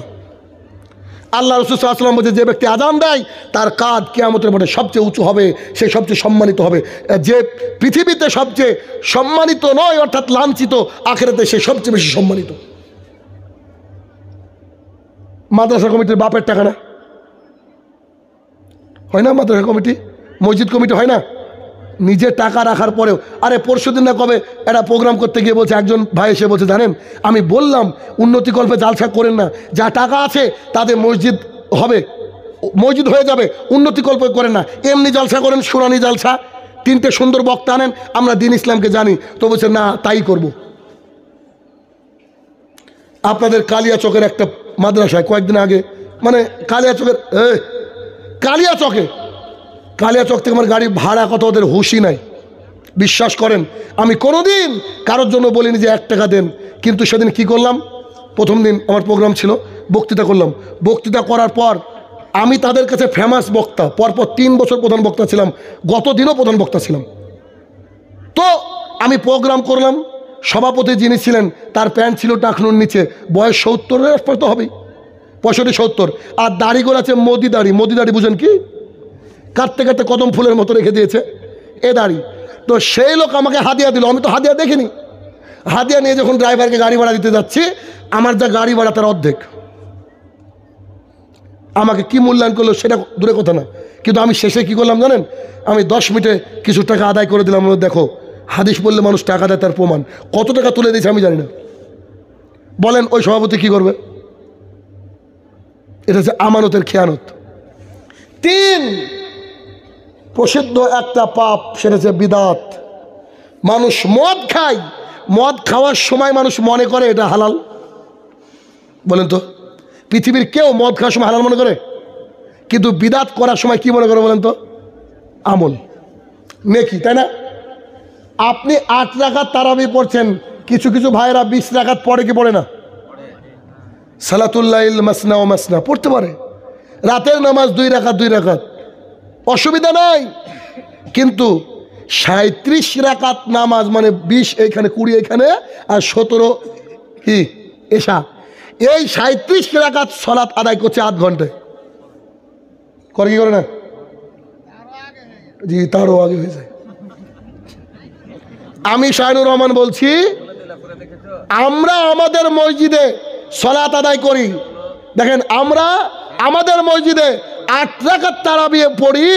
8 রাকাত তারাবি পড়তে 2 ঘন্টা প্লাস সময় লাগে। জান একদিন কোমর বেঁকা হয়ে যাবে। তবে সুখের বিষয় কি জানেন, আমরা নতুন আহলে হাদিস, আমরা বাপদাদার আহলে হাদিস না, আমরা নতুন আহলে হাদিস। তাই 8 রাকাত, ওটা কোন মসজিদ? যে মসজিদকে পরিচালনা করি আমি আর ব্রাদার রাহুল, সেই মসজিদে 8 রাকাত তারাবি প্লাস 2 ঘন্টা প্লাসে পড়ি। একদিন যাবেন, মানুষ নামাজ পড়ে পরের দিন, আর যারা বাইরে থেকে আসে যে একটা মসজিদ পেয়েছে নামাজ পড়ি, ওকে আর ঈদের দিন ছাড়া দেখতে পাই না। আমাদের হানাফি ভাইরা প্রচুর, তো এক হুজুর খুব ফুটুর ফুটুর করে, বলছে আপনারা সব ইবাদতে কাঁচি মারেন, কাঁচি, বুঝতে পারেনি? 20কে 8 করেছি, সব নামাজের পরে মুনাজাত করি না, কাঁচি মারি, কাঁচি। তো সব ইবাদত আপনারা কাঁচি মারেন, কেটে সাফ করে দিয়েছেন। তা আমি একজনকে বললাম যে ওই লোকের সাথে কার মিল আছে, বলছে অমক। আমি তাকে বললাম, জনাব তুমি তাকে ফুসলে ফাসলে দরকার হলে কোকো কোলা দাও, পেপসি দাও, টাকা দাও, একদিন খালি আমাদের মসজিদে নিয়ে আসো, এই কাঁচি মারা ইবাদত করুক। তো সে তাকে ফুসলে ফুসলে বলছে চলেন, আমাদের আলেমের পিছনে নামাজ তো হবে না মনে করেন। তারপরে একটা রাত পরে নিয়ে নষ্ট হলো, বাড়িতে গিয়ে আবার পড়ে নিয়েন। 1 রাত সালাত আদায় করার পর বুঝতে পারলেন, ঈদের পরের দিনে সব ওদিকে অনুষ্ঠান হবে, সেদিন দেখা, আসসালামু আলাইকুম হুজুর। ওয়ালাইকুম সালাম। নামাজ পড়বছি বলে তারাবি পড়তে আসবো না, তাতে আল্লাহ জাহান্নামের দিক। বুঝতে পারছেন? বিদাত যদি কেউ করে, সরাসরি মুহাম্মদ রাসূলুল্লাহ সাল্লাল্লাহু আলাইহি সাল্লামকে অপমান করা হয়। কিয়ামতের মাঠে যখন মানুষ চলে আসবে আল্লাহ রসুলের কাছে হাউজে কাউসারে পানি পান করার জন্য, আল্লাহ রসুল নিজে হাতে গ্লাস নিয়ে পানি পান করাবে। হে আমার প্রতিপালক, এ পর্যায়ে তোমার কাছে দোয়া, আমরা যেন যারা উপস্থিত রয়েছি, মিডিয়ার মাধ্যমে দেখছে মাবুদ, সবাই যেন রাসূলুল্লাহ সাল্লাল্লাহু আলাইহি ওয়াসাল্লামের পবিত্র হাত থেকে হাউজে কাউসারে পানি পান করতে পারি, সেই তৌফিক আদা করো, আল্লাহুম্মা আমিন। তো রাসূলুল্লাহ সাল্লাল্লাহু আলাইহি ওয়াসাল্লাম এইভাবে দাঁড়িয়ে পানি পান করাবে। দেখবেন বিয়ে বাড়িতে যদি 100 বরযাত্রী বলে, যদি বরযাত্রী জায়েজই নয়, ওটাকে আমি নাম দিয়েছি জুলুম যাত্রী। কেন? এমনি তো আপনার বাপ সারা জীবনে 70 বছর বয়স হয়ে গেছে, 10টা ভিখারিকে খাওয়ালো না, একসাথে এই 150 ভিখারিকে খাওয়াচ্ছে, মানে কষ্টে আছে আর কি। তো এবার এভাবে রাসূলুল্লাহ সাল্লাল্লাহু আলাইহি ওয়াসাল্লাম দাঁড়িয়ে আছেন আর পানি পান করছেন, আসছে আর পানি পান করছেন। আচ্ছা, ওই পানিটা হচ্ছে এমন পানি, পান করলে আর তৃষ্ণা লাগবে না। কিয়ামতের মাঠে সূর্য হবে মাথার উপরে, মানুষ ঘামতে ঘামতে কেউ ঘামের মধ্যে সাঁতার পর্যন্ত খেলবে, যে পাপ অনুযায়ী ঘামতে থাকবে, কারোর টাকলু পর্যন্ত থাকবে। তাহলে ঘাম যত বেশি হবে কলিজা শুকাবে কিনা? তো সবাই সেদিন ত্রাহি করবে একটু পানি পানের জন্য, সব ভিড় করবে। আল্লাহ রাসূল সাল্লাল্লাহু আলাইহি ওয়াসাল্লাম গর্ববোধ করবে, মাশাআল্লাহ আমার উম্মত এত। আর আমাদের বিয়ে বাড়িতে 150 জায়গায় যদি 208 আসে লোক, বলে ডালে পানি দিত। ওদেরকে বললাম যে 150 আসিস, 170 আইটেম করেছি, 200 ছাড়িয়ে গেল, একজনকে গুনতে পাঠায় না? তুই গেটে থেকে বাপ গুনবি কজন, টিফিনে কম পড়তে পারে, পাবলিকও তাই। তো রাসূলুল্লাহ সাল্লাল্লাহু আলাইহি ওয়াসাল্লাম গর্ববোধ করছেন, আর আমরা গেটে দাঁড়িয়ে কী করি, যে এই 150 পার, মাথা খারাপ, তখন গাল দেওয়ার গুণী। তো রাসূলুল্লাহ সাল্লাল্লাহু আলাইহি ওয়াসাল্লামের পানি পান করানোর জন্য তিনি দাঁড়িয়ে আছেন। একদল লোক আপনার আমার মতন ধরেন যাচ্ছে, বিদাতি লোক। তো বিদাতি হলে তো নামাজ পড়েছে, পড়েনি? তো যারা নামাজ পড়বে তাদের অজুর অঙ্গগুলা চমকাবে, আর যে অংশটা দিয়ে সেজদা হবে, এখানে একটা মাসালা শুনে নেন, হাদিসও শুনে নেন। রাসূলুল্লাহ সাল্লাল্লাহু আলাইহি ওয়াসাল্লাম বলছেন, আল্লাহ সুবহানাহু ওয়া তাআলা সর্বশেষের দিকে ফেরেশতাদেরকে বলবেন, তোমরা যাও জাহান্নামের মধ্য থেকে যেসব লোক একটু ঈমান আছে তাদেরকে টেনে নিয়ে আসো। তো ফেরেশতারা বলবে, চিনব কি করে, সবই তো কয়লা, মানুষ পুড়ে কয়লা। তো আল্লাহ তাআলা বলবেন যে ওদের অজুর অঙ্গগুলাকে যেখানে যেখানে, সরি, ওদের ওই যে কি বলছে, সেজদার অঙ্গগুলা 7 জায়গা মিলে সেজদা হয়, জানেন কি? নাক কপাল এটা এক, শুধু কপালে সেজদা হয় না, শুধু নাকে সেজদা হয় না। নাক কপাল 1 2 3 4 5 6 7 পায়ের পাতা, বোঝা গেল? এই 7 অঙ্গ আল্লাহ তাআলা বলছে, আমি জাহান্নামের আগুনকে বলেছি তুমি পুড়াতে পারবো না। তো তাদেরকে টেনে নিয়ে আসাবে। আমরা যতই পাপ করি না কেন, যদি নামাজটা পড়ি, একদিন একদিন জান্নাতে যাওয়া যাবে, নিশ্চিত যাবে ইনশাল্লাহ, তাই না? এই জন্য নামাজটা ছাড়বেন না, পৃথিবীতে যাই হোক না কেন, যা করেন না কেন, যত পাপ করেন না কেন, কিন্তু নামাজ ছাড়বেন না। রাসূলুল্লাহ সাল্লাল্লাহু আলাইহি ওয়াসাল্লাম গর্ববোধ করবে আর ভাববে, বলবে, মাশাআল্লাহ আমার উম্মত। ফেরেশতারা লাঠি নিয়ে কিছু লোককে বলবে, যাই চলো এদিকে যাও। বলেন এবার কী হবে? 2013 সাল 31শে ডিসেম্বর আব্দুর রাজ্জাক বিন ইউসুফ আমাদের ওইদিকে এসেছিলেন, আমাদের বাড়ির পাশেই। তো সবুজ সাথী ফুটবল ময়দান মনে আছে। তো প্রধান বক্তা আব্দুর রাজ্জাক বিন ইউসুফ, দ্বিতীয় বক্তা শাহিনুর রহমান, তৃতীয় বক্তা ব্রাদার রাহুল। তো আমি আমার ফ্যামিলিকে নিয়ে, মানে ছেলেকে নিয়ে আর স্ত্রীকে নিয়ে বাইকে যাচ্ছি। তো একটা বাইক ভিতরে চলে গেল, প্রায় 500 মিটার বা 1 কিলোমিটার পর্যন্ত বাইক ঢুকতে দিচ্ছে না। আমি দেখলাম একটা বাইক গেল, ভাবলাম আমাকে ছেড়ে দেবে। তো তখন তো ভাইরাল হয়নি, অত মানুষ চিনেও না, অত মানুষ চিনে না। আমি যেতে যাচ্ছি, যে প্যাক করে পান চাওয়াচ্ছে, বুঝলেন, আর মুড নিয়ে একবারে লাঠি নিয়ে, ওই যাও যাও না। তা বললাম যে ভাই একটা বাইক গেল, তো বুঝলে ও আমাদের স্পেশাল মানুষ, কমিটির লোক, আপনি যেতে পারবেন না। তাহলে তো ভাই আপনাদের বক্তা কে কে আছে? তো বলছে বক্তা আব্দুর রাজ্জাক বিন ইউসুফ। আর জানে না, বুঝছেন না, মানে এলাকার দায়িত্ব যেটা পেলে হয়। তার মধ্যে একজন এসে বলছে, দ্বিতীয় শাহিনুর রহমান আছে। তখন শাহিনুর রহমানকে দেখেছেন? বলছেন না। আমি শাহিনুর রহমান। 5 থেকে 1 মিনিট ছেড়ে দে। বক্তৃতা করে যখন আসি, ওরা আবার সেলফি তুলেছে আমার সাথে, আলহামদুলিল্লাহ। তো এবার আমাকে আটকেছে। এবার কমিটি যে আমার সাথে কন্ট্যাক্ট করেছে, কথা বলেছে, ও যদি দেখতে পায়, তাহলে কমিটির ওই ভলেন্টিয়ারগুলোকে কি বলবে বলেন তো? আমাদের লোকের বক্তা রে, বলবে কিনা? আব্দুর রাজ্জাক বিন ইউসুফের ওখানে মাহফিল করতে গেলাম, হাজার হাজার লক্ষ লক্ষ লোক হয়, বুঝতে পারছেন। এবার বক্তারা আছে, আবু বকর জাকারিয়া থেকে শুরু করে প্রায় 49 জন বক্তারে ভাই, আর সব পিএইচডি হোল্ডার। আবু বকর জাকারিয়া, মানে যত আলেমের বড় বড় নাম জানেন সবাই ওখানে, মতিউর রহমান মাদানী বাদ দিয়ে সব ভাই ওখানে। এবার আমি যাচ্ছি, আর আমার খালু রাজশাহীর একজন সেরা সাংবাদিক, তাকে ঢুকতে দেয়নি, বুঝে এলাও নাই। কেন? বক্তাদের সিকিউরিটি দেওয়ার জন্য। আমরা যাকে তাকে ঢুকতে দেবো না। আমি বললাম যে এটা আমার আত্মীয়। তখন যে আপনার আত্মীয় দাঁড়িয়ে না কেন, নেন এবার ঠেকান, বুঝতে পারেননি। তারপরে তাকে ঢুকতে দেওয়া হলো, সে একটা ছবি তুলে চলে আসলো। এরকম হয়তো ঠিক মুহাম্মদ রাসূলুল্লাহ সাল্লাল্লাহু আলাইহি ওয়াসাল্লাম কিয়ামতের মাঠে এক শ্রেণীর মানুষকে দেখবেন, অঙ্গগুলো চমকাবে, অজুর অঙ্গ, সেজদার অঙ্গ। আল্লাহ রাসূল সাল্লাল্লাহু আলাইহি ওয়াসাল্লাম দেখছেন যে তাদেরকে আটকে দেওয়া হচ্ছে, মেজাজ খারাপ হবে কি হবে না? রাসূলুল্লাহ সাল্লাল্লাহু আলাইহি ওয়াসাল্লাম আল্লাহ তাআলাকে ডাক দিয়ে বলবে, ইয়া রাব ইন্নিহুম মিন্নি, হে আমার প্রতিপালক, আরে যাদেরকে আটকানো হলো ওরা যে আমার লোক। ফেরেশতা আটকায় কেন? ওরা কি বুঝতে পারেনি ওরা আমার লোক? আল্লাহ সুবহানাহু ওয়া তাআলা সেদিন বলবে, মুহাম্মদ সাল্লাল্লাহু আলাইহি সাল্লাম, তুমি জানো কি, ইন্নাকা লা তাদরি মা আহদাসু বাদাক, তুমি মারা যাওয়ার পর সব এক একটা ইঞ্জিনিয়ার হয়েছিল। মানে তুমি বলেছিলে 8, ওরা বলেছিল 20। তুমি বলেছিলা নামাজের পরে জিকির আজগার, ওরা করেছিল সম্মিলিত মোনাজাত। তুমি বলেছিলা যে মাইয়াতের এত বড় সুন্দর দোয়া করার পরেও আবার বিরিয়ানি খাওয়ার পরেও পরোটা খেয়েছে, মানে শেখে বাংলায় দোয়া করেছে, এই বিদাতগুলা করেছে। বাবা মরেছে মদ খেয়ে, তার জন্য আলেম নিয়ে মিলাদ করে জান্নাতে ঢুকিয়েছে। এরা হচ্ছে তারা। দয়ার নবী, মায়ের নবী পৃথিবীর বুকে কাউকে ধমক দিয়ে কথা বলেননি। সেদিন তিনি বলবেন, সোকান সোকান লিমান গাইয়ারাবাদি, গেট আউট ফ্রম হিয়ার, এখান থেকে চলে যাও, এখান থেকে চলে যাও। তাহলে বিদা থেকে কি করবেন আল্লাহ রসুল? তাড়িয়ে দেবেন। আচ্ছা বলেন তো, আল্লাহ রসুল সবচেয়ে বেশি শাফায়াত করতে পারবেন কিনা? তো তিনি যদি তাড়িয়ে দেন, আর কেউ আছে? তাহলে পরিস্থিতি খুব কঠিন হয়ে যাবে। আমি তো বক্তৃতা দিই 12টা পর্যন্ত, বাজছে 12:10, আমারও টাইম এক্সপায়ার। কেন দিই বক্তৃতা? শুনে রাখেন। আর কালিয়াচকের মানুষকে বারবার বলছি, এমন কোনো এলাকা না যে জালসা করিনি বোধহয়। আমি তো বারবার করে বলি যে 2 দিন জালসা করতে যাইয়েন না। কারণ প্রথম দিন এলাকার মানুষ মনে করে আজকে ট্রেলার, পরের দিন সিনেমা। পরের দিন আপনি যে কোনো যাকে তাকে নিয়ে বসে দেন স্টেজে, দেখবেন লোক আটবে না। আশ্চর্য একটা ব্যাপার। আর 2 দিন মানুষের ঘুমও তো কামাই হয়। আমি 12টার পর ব্যক্তিগতভাবে প্রোগ্রাম করি না। কি কারণে জানেন? আপনার ফজর কাজা হয়ে গেলে আমি কেন আল্লাহর কাছে, সভাপতি কেন, উনি কেন পাবেন কেন? আমরা আয়োজন, আপনারা আয়োজন করেছেন, আমরা এসেছি, আমাদের কারণে বসে আছেন। এবার আপনি গিয়ে এমন ঘুম মারলেন, জোহরে চালাবাসেন।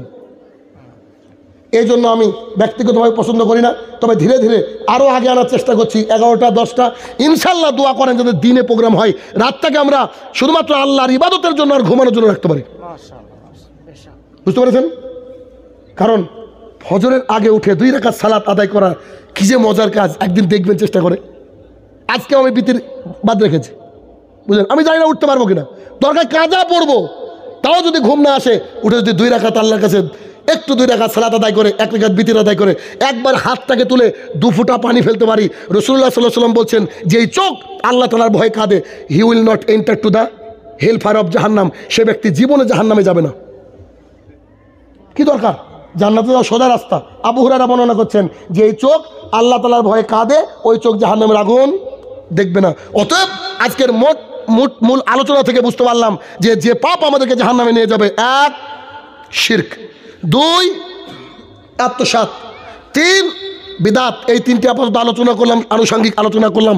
হে আমার প্রতিপালক, এতক্ষণ যে আলোচনা করলাম প্রত্যেকটা আলোচনা আমি যেন প্রথমে নিজে মানতে পারি, এরপরে যত মানুষ সেখানে শুনলো, মিডিয়ার মাধ্যমে শুনলো, মাবুদ সবাই যেন মেনে চলতে পারে, সেই তৌফিক আদা করো, আল্লাহুম্মা আমিন।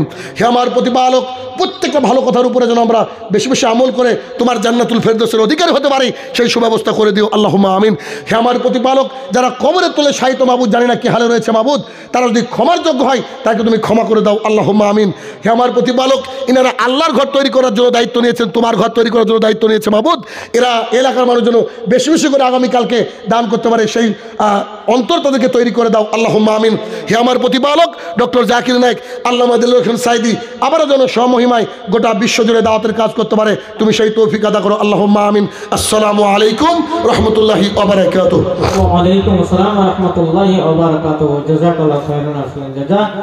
অশেষ অশেষ ধন্যবাদ আমাদের আজকের প্রধান বক্তা শাহিনুর ভাই সাহেবকে। তিনি খুব জ্ঞানগর্ভ বক্তব্য আলোচনা করেছিলেন, সমাজকে